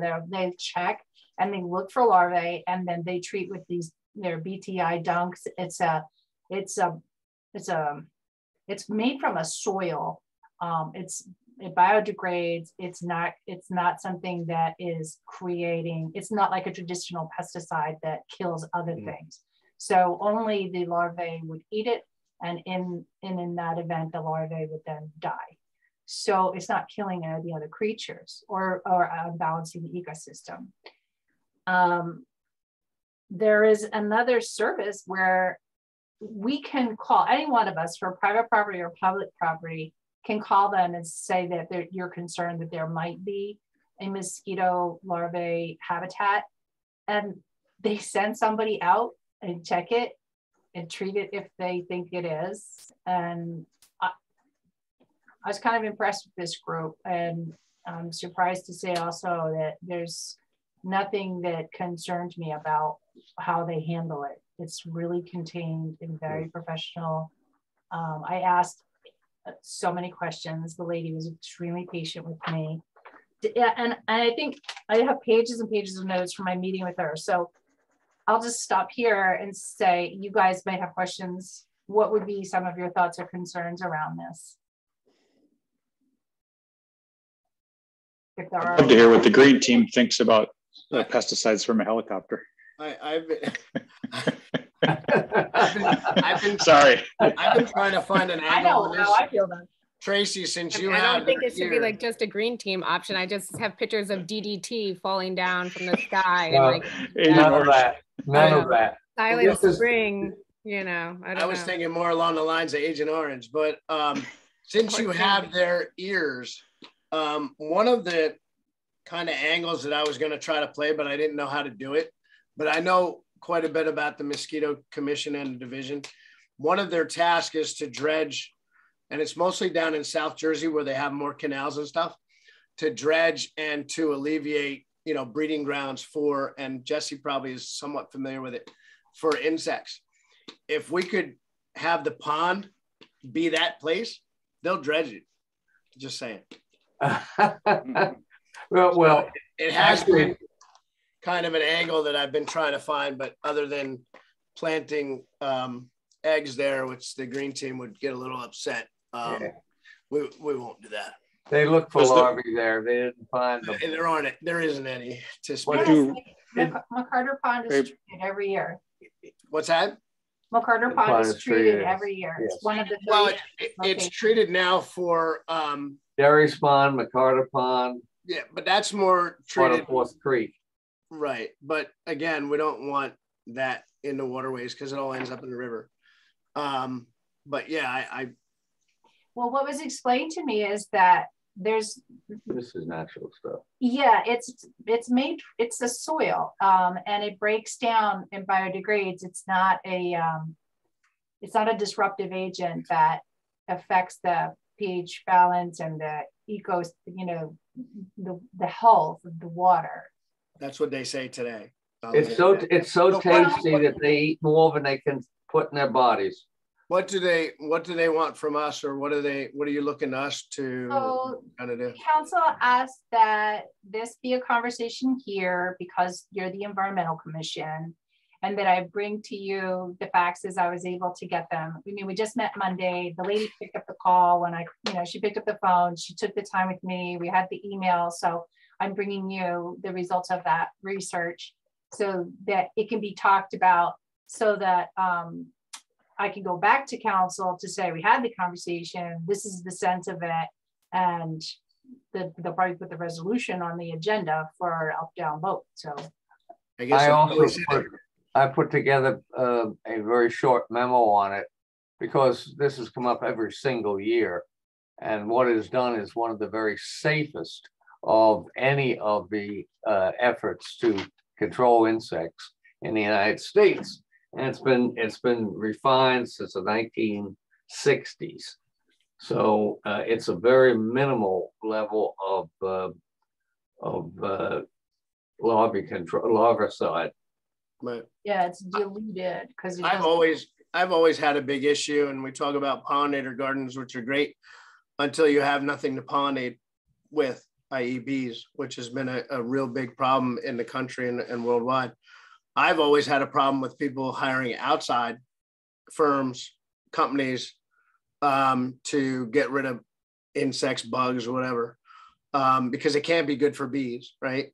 Right. You can't sell me on it's not going to kill bees, right? It's just going to kill mosquitoes, and it's probably just kills mosquitoes. It just kills mosquitoes. It goes Understood. in the water. It doesn't go in the air. It's been tested for 50 years. That's fine. I mean, I don't know what you want from us, but I'm just saying on the same subject that the mosquito control that people hire individually, and I don't think we could make an ordinance to say you can't do it, is more of an issue, my opinion, than what the Mosquito Commission is doing, i.e. Ralph, the data goes back 50 years, you're using soil and you can eat it, whatever. I think that's more of an issue than probably this. You're right. You're absolutely right. And Brian, could I want to hear from Kelly. Oh, sure. Kelly, okay. Just real quick, Tracy, thank you so much for doing that research on it, because I think that whole idea about the adulticides was really kind of alarming on many fronts, because Brian, as you mentioned, those adulticides don't just kill mosquitoes, they kill dragonflies, they kill butterflies, they kill bees, all that stuff. And I think that something that we can do, and yes, when you see last bite mosquito and control. I was trying to think of the name, I couldn't. Right, because also those of us that have little kids and pets and other things that you eat, you wonder how that worries about it. But I think and here's where the green team can come in, or environmental committee, but I think where you can educate people about alternatives, those BTIs, those dunks, you can get that and use it in your own yard as well. So if you have standing water in your yard, you could put that in there. It is supposed to be safe and effective to just kill the larvae. But, and then also the importance of these pollinator gardens, because they will bring the larger insects that will eat the mosquitoes and the birds and the bats and all these other, it all plays a role in the ecosystem. And so yes, mosquitoes are terrible, but remember that they do serve a purpose in the food chain. They definitely serve a purpose. And I'm not politically correct. You know, guys all know that. So you're going to tell somebody who's spending whatever $5,000 a year that you're going to have to go out now with your own stuff and put it there. But there is also, and this comes down to enforcement, which has always been a pet peeve of mine. There is an ordinance that says you can't have just stagnant standing water on your property for just this reason. So if you get rid of the breeding grounds, which is, you know, a boat full of water or a tarp full of water, whatever. But again, it goes back to the governing body to say, okay, you're going to send, you know, patrolman so-and-so to go and do a run through town to see if there's standing water. They're going to laugh at you. So, we don't have those very much. Oh, we do. We have, the commission has the authority to do that. Yeah, I'm just saying and that's why we're a commission. But again, just like rainwater and stormwater, you have to solve it at the source. Yeah. So these breeding grounds, if somebody sees it, say something, right? Of those locations, most of the time they engage. Because we talked about this. I spoke with this woman, Vicky, and I said, well, now what do you do if you see this standing water and it's on your list year in, year out? She said, actually, we talk to them and we educate them and we teach them about how to take care of their fountain. And so it's a very hands-on, it's surgical is the only way I could say it. It's very hands-on. It's very, they try to educate along the way whenever they have to go and do a dunk, and they follow back up every year with these locations. So, I mean, until somebody gets a fine, they won't change it. Well, we have, I don't think there's been no need for fining, as far as I know, for many, many years. I don't know. Very little. Tracy, I don't know enough about it. Yes. Hey, Tracy. Yes, Mayor. Oh, hi, Brian. Hi. Maybe offline, you and I could talk. There's a device called a mosquito magnet that I've seen work wonders. Those are, the only downside is it uses carbon dioxide, which global warming, but it kills the females, and I've seen it personally wipe out all mosquitoes in, you know, larger areas. Wow. And there's it's no chemicals. Yeah, they work well. You just have to have a propane tank hooked up to them. Yeah, propane tank that runs for, you know, a month or so. Oh yeah, no, yeah. So they're great. It's a great product. Can I try to summarize just for you all to hear what I'm going to go back to council with, and then we can tweak it. Okay. So I heard that yes, everyone would be very concerned if we had flyover adulticide going on, and that would be a completely different meeting than what we're having tonight. And I also heard there's concern about private property owners using those types of services. So there's equal concern around that kind of thing, because it does kill so much of our insect population, which are so important for our pollinators and so on. Now, after I explained what I did, and I don't know if there's any questions about their process, but are you comfortable? Do you understand that the BTI dunks and how they deploy them and the way they track the locations in Fairhaven to come take care of that year in, year out with the education piece, and that it is only a larvicide used that's derived from the soil, strictly to kill the larvae. So are you guys, is that some, do you have any questions about that piece of it? And then I can look at my notes and see if I have the answer, or do you understand it enough to feel comfortable with it? Are you asking for our endorsement of them to continue the practices that they've been doing, and which one is not flying over with helicopters and dropping DDT? Yes. And yeah, as I explained it to you, yeah. Yeah, I mean, they can keep doing what they're doing. I think we can comfortably, what I know of it, we can comfortably endorse it. Oh, and it's been done for so many years. All the time I've been on the commission, they've been doing it every year. And the town has been signing this ordinance.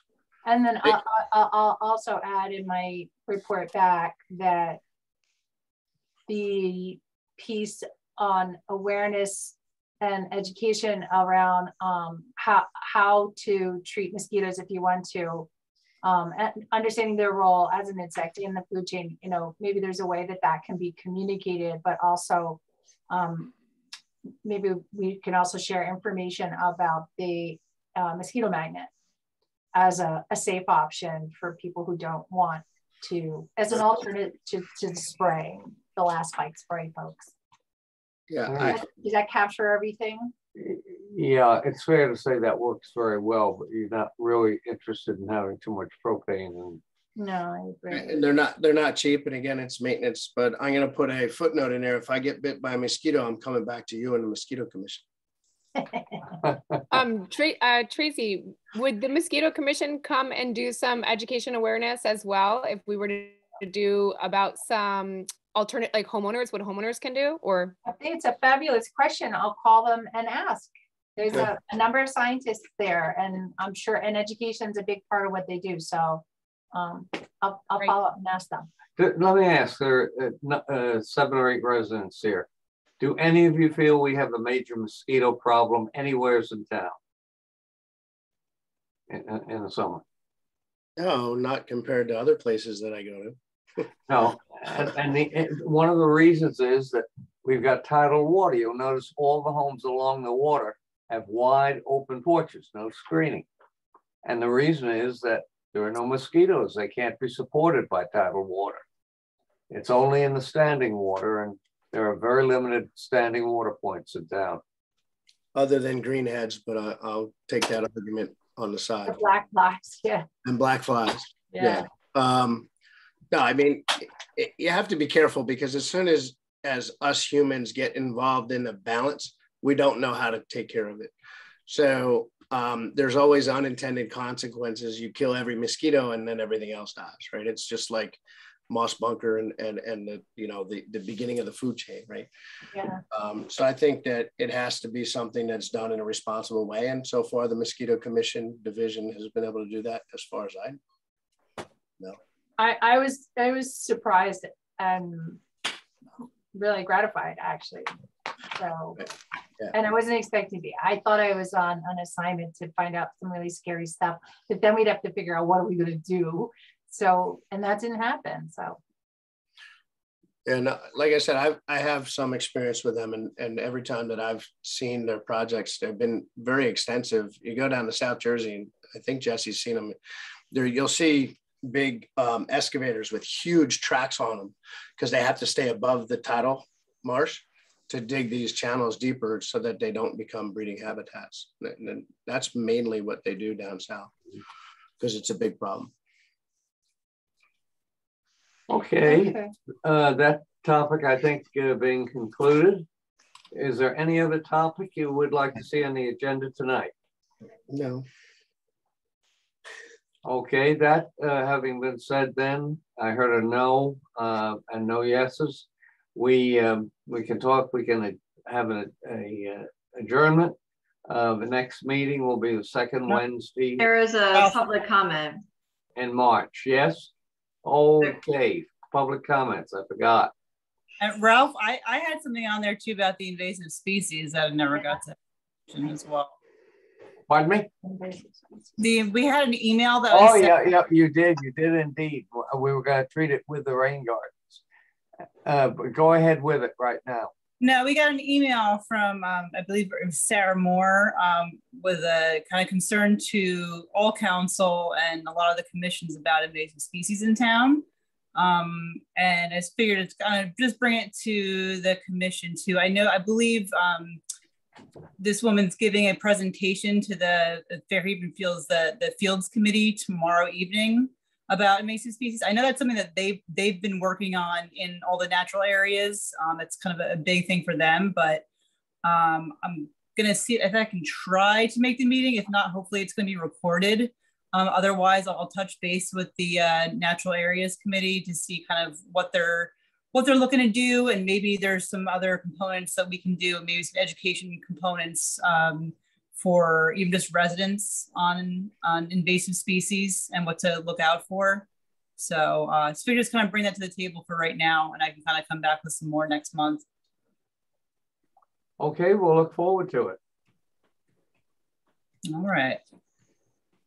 If it's good enough, we could arrange a special meeting of this, if the talk is informative enough. And we can arrange a special meeting of either one of our regular meetings or a special meeting. It might be a good idea for us to understand that field and have a talk by the same person. Yeah, so I said, if I can't make the meeting tomorrow, I'll find out if it's gonna be recorded or not. Yeah, But yeah, or we could have a talk at Bicentennial Hall, sponsor it. Teresa's encouraged us to use Bicentennial Hall. We could have a talk there, sponsor it, and we could even have refreshments there and invite the town. Yeah, might be an interesting topic. Maybe that's something that could happen during the eco fair. That's a good idea. Honestly, bring in native species and invasive species and tie it into the pollinator pathway. Absolutely. I mean, it all kind of ties in together anyway. So excellent idea, Jesse. I don't want to just drop it here. When you talk to her, would you see if she's willing to do either or both? Yep, absolutely. Okay. Very good. Thank you. All righty. Pardon me. If there's nothing else, then. Do we have public comments? Yeah, sure. Okay, I'm going to move Bonnie Torcivia over. Hi, can you hear me? Hi. Hi, Bonnie. How are you? I'm wonderful. How are you, Ralph? I think you're wonderful too. Oh, thanks. So I just wanted to say that thank you, Tracy, so much for taking up the mosquito, because I do think that I was concerned when I saw on the council agenda that there was a spraying from the sky. And Brian, I'm so glad you're on top of this, and that you get it, that it's not, it affects more than mosquitoes. And it's curious that if there are 36 targeted locations in Fairhaven that the county has pinpointed as the mosquito sources, that we need to have this last bite spraying everybody's yard. I mean, it's kind of a curious thing. Like, if they took care of them, then should residents not have to treat their own yards, which would be ideal without more chemicals? I mean, I don't know, but I do think that there are places in town, actually just walking by the Valero gas station with about 50 old tires sitting all over. Mm-hmm. That's where the water sits. I mean, I don't mean to point them out, but that's a place they don't know that water sitting in their tires could be a breeding ground for mosquitoes. I mean, I think it is an education thing. And I really, really, really want to, as a member of the Green Team, we just want to work with the Environmental Commission. We don't want to be the weird Green Team that, the Green Team cares about this. We should all care about this. We're all in it together. So I really, really, really hope we can work together and help to not tell the residents what to do, but just to educate them on issues and say, hey, did you know that you can put a dunk in your pond, in your yard or whatever, and you don't have to spray. So you can control the mosquitoes in a unthreatening way and keep your gardens healthy. So, Bacardi Pond, I walk around all the time with my dog, and I just keep wondering, is it not focusing on the inflow outflow, like somehow making the pond a healthier ecosystem? I mean, I know you're going to rake it and you're going to solve the problem short term, but as Tracy pointed out, what's the long term? What's the solution to this? I mean, I don't know if there is one, but if we could somehow, it is a wonderful spot. And when you rake out everything, are you taking out all the turtles and all the fish? Are you raking out? No, you're not. Okay, good, Brian. I'm glad you don't. No, Bonnie, real quick, you hit on a bunch of things. I don't mean to interrupt, and stop me if I am. It's a starting point, and it is not something we just rake and then forget about again for another 50 years. It is a maintenance thing, just like the other water It's just like Schwenker's, right? We ended up with Schwenker's Pond that we have to now maintain. That was not owned by the town. So there has to be a plan going forward. Once we hydro rake it, that's the big step.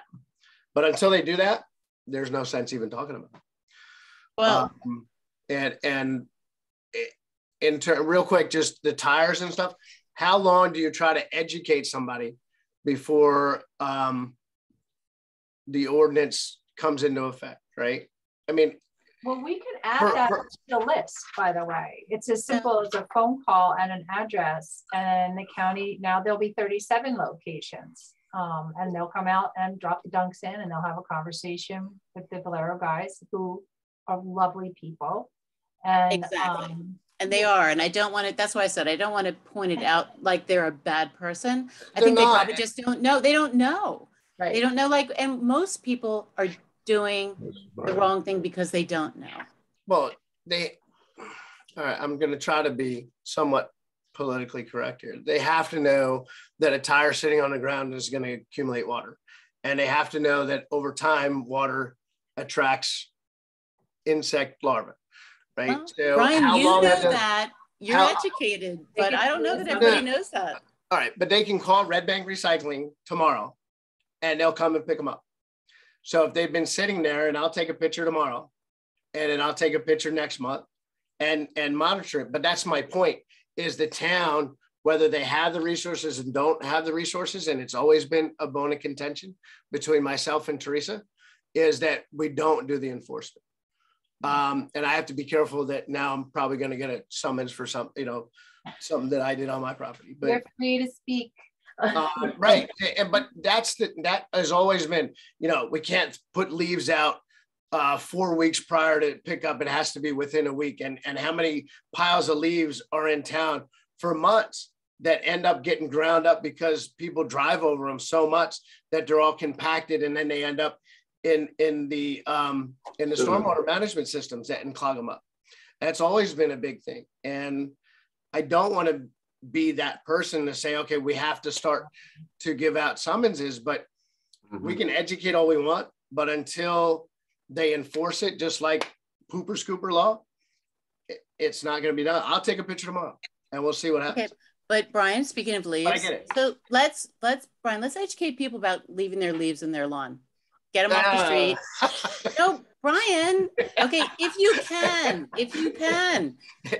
So seriously, I mean, like, you could talk about what's been done for the last 50 years, Ralph. I understand that, but we've learned a lot. We have learned so much in the last 2 years. We've learned so much about the environment.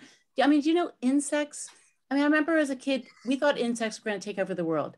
They're not anymore. We've killed them all. They're down 75% worldwide. 75%. And you know what we used to do with the leaves on our estate? We'd burn them. Okay. Yeah, I know we all did that, but we've learned. But I don't want to get off track. Okay. I'm just saying. Yeah. Let's do better. We're getting off track now. Let's get back on track, Bonnie. Mr. Mayor, please cover the rest of what you'd like to cover, Bonnie. Okay, I'm finished. I just wanted to say that I think we should be a little more, just work together. Let's work together to educate our community on best practices to be more environmentally aware. Okay, we heard some of that, quite a bit of it today. Next, we have Mayor Halpern, who would like to comment. Right. Yeah, I don't want to put the cart before the horse. And I'm not sure it's that relevant, but I just want to let you know that we are working, Tracy specifically, as part of the communications team, is working on the potential for a new system that will help educate our residents on when their brush pickup specifically is in their specific zone. And I'm really excited about the potential that it has. So just from an education standpoint, I think that might be helpful in letting people know when they're supposed to put their leaf pickup out, their brush pickup out. And it's something that we're looking to roll out potentially in the next 2 or 3 weeks, just in a test trial to see how it works. So just wanted to mention that to everyone. Mayor Halpern, real quick, have we, and I brought it up to management. What happens if we do what Rumson does? When there's a lot of leaves on the street, they go pick them up. Yeah, so the way that I would answer that is, there's a certain number of tax dollars we have as a borough, and those tax dollars cover a lot of different things, including the services, including the DPW staff. And the way I equate it is you want a glass of orange juice, but you only have enough oranges to make that orange juice. So, if you want that level of service, at that point, you're going to have some more oranges, and that's going to cost taxpayers more money. So it's a consideration, Brian. It's something that we've discussed as we try and find the right balance of services to fiscal responsibility for our residents. Right. Yeah. Go ahead. It's always been an issue, and because we can't shake the trees and get all the leaves down, we can't call the landscapers and say, you have to pick up my leaves right now because they're picking them up on Monday, right? And now it's Sunday night. It's always been an issue, and I believe that it always will be an issue to some point. It's never going to be perfect.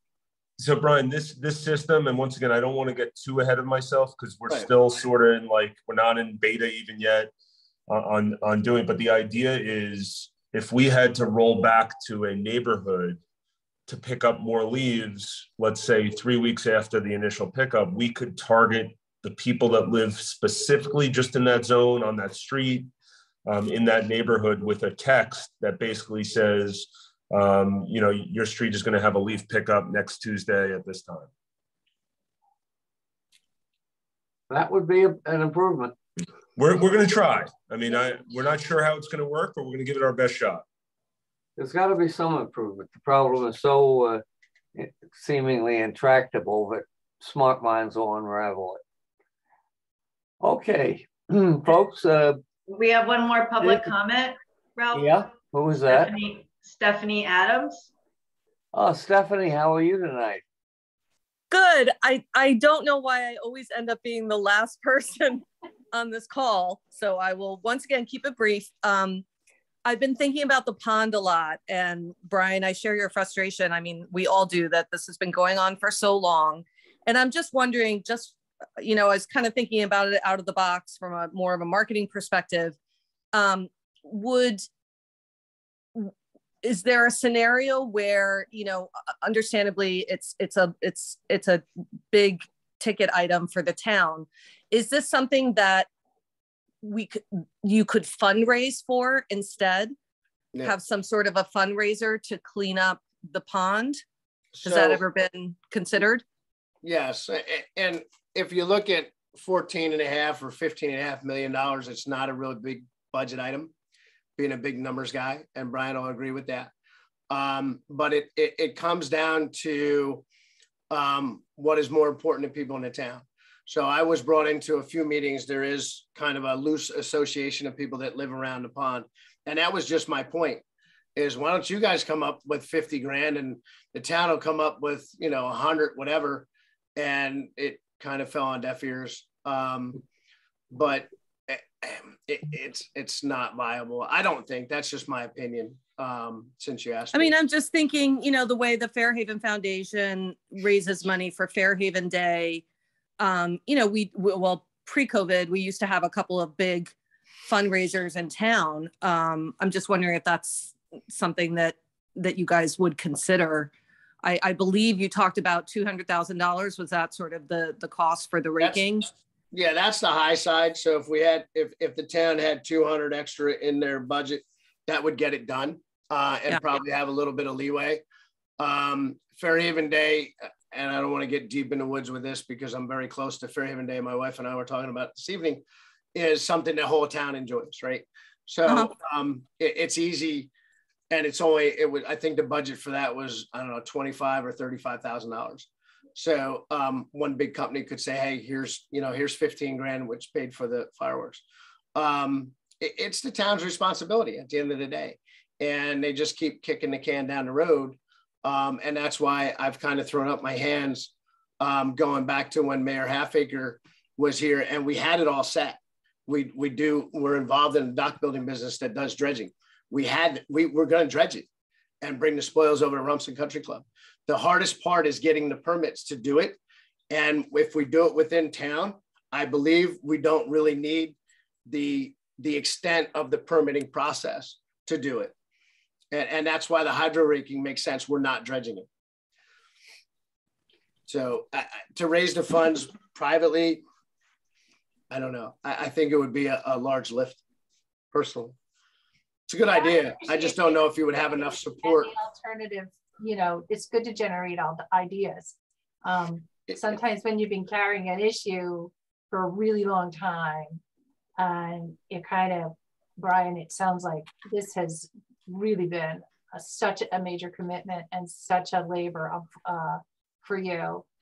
I think there's a reason it hasn't happened, right? I don't know, and I wasn't here for those. I'm certainly paying attention, as you know, I made every meeting, but there's a reason. It isn't just because people don't care. And I will pledge to you tonight, I'm just going to finish this sentence. I'm going to pledge to you tonight.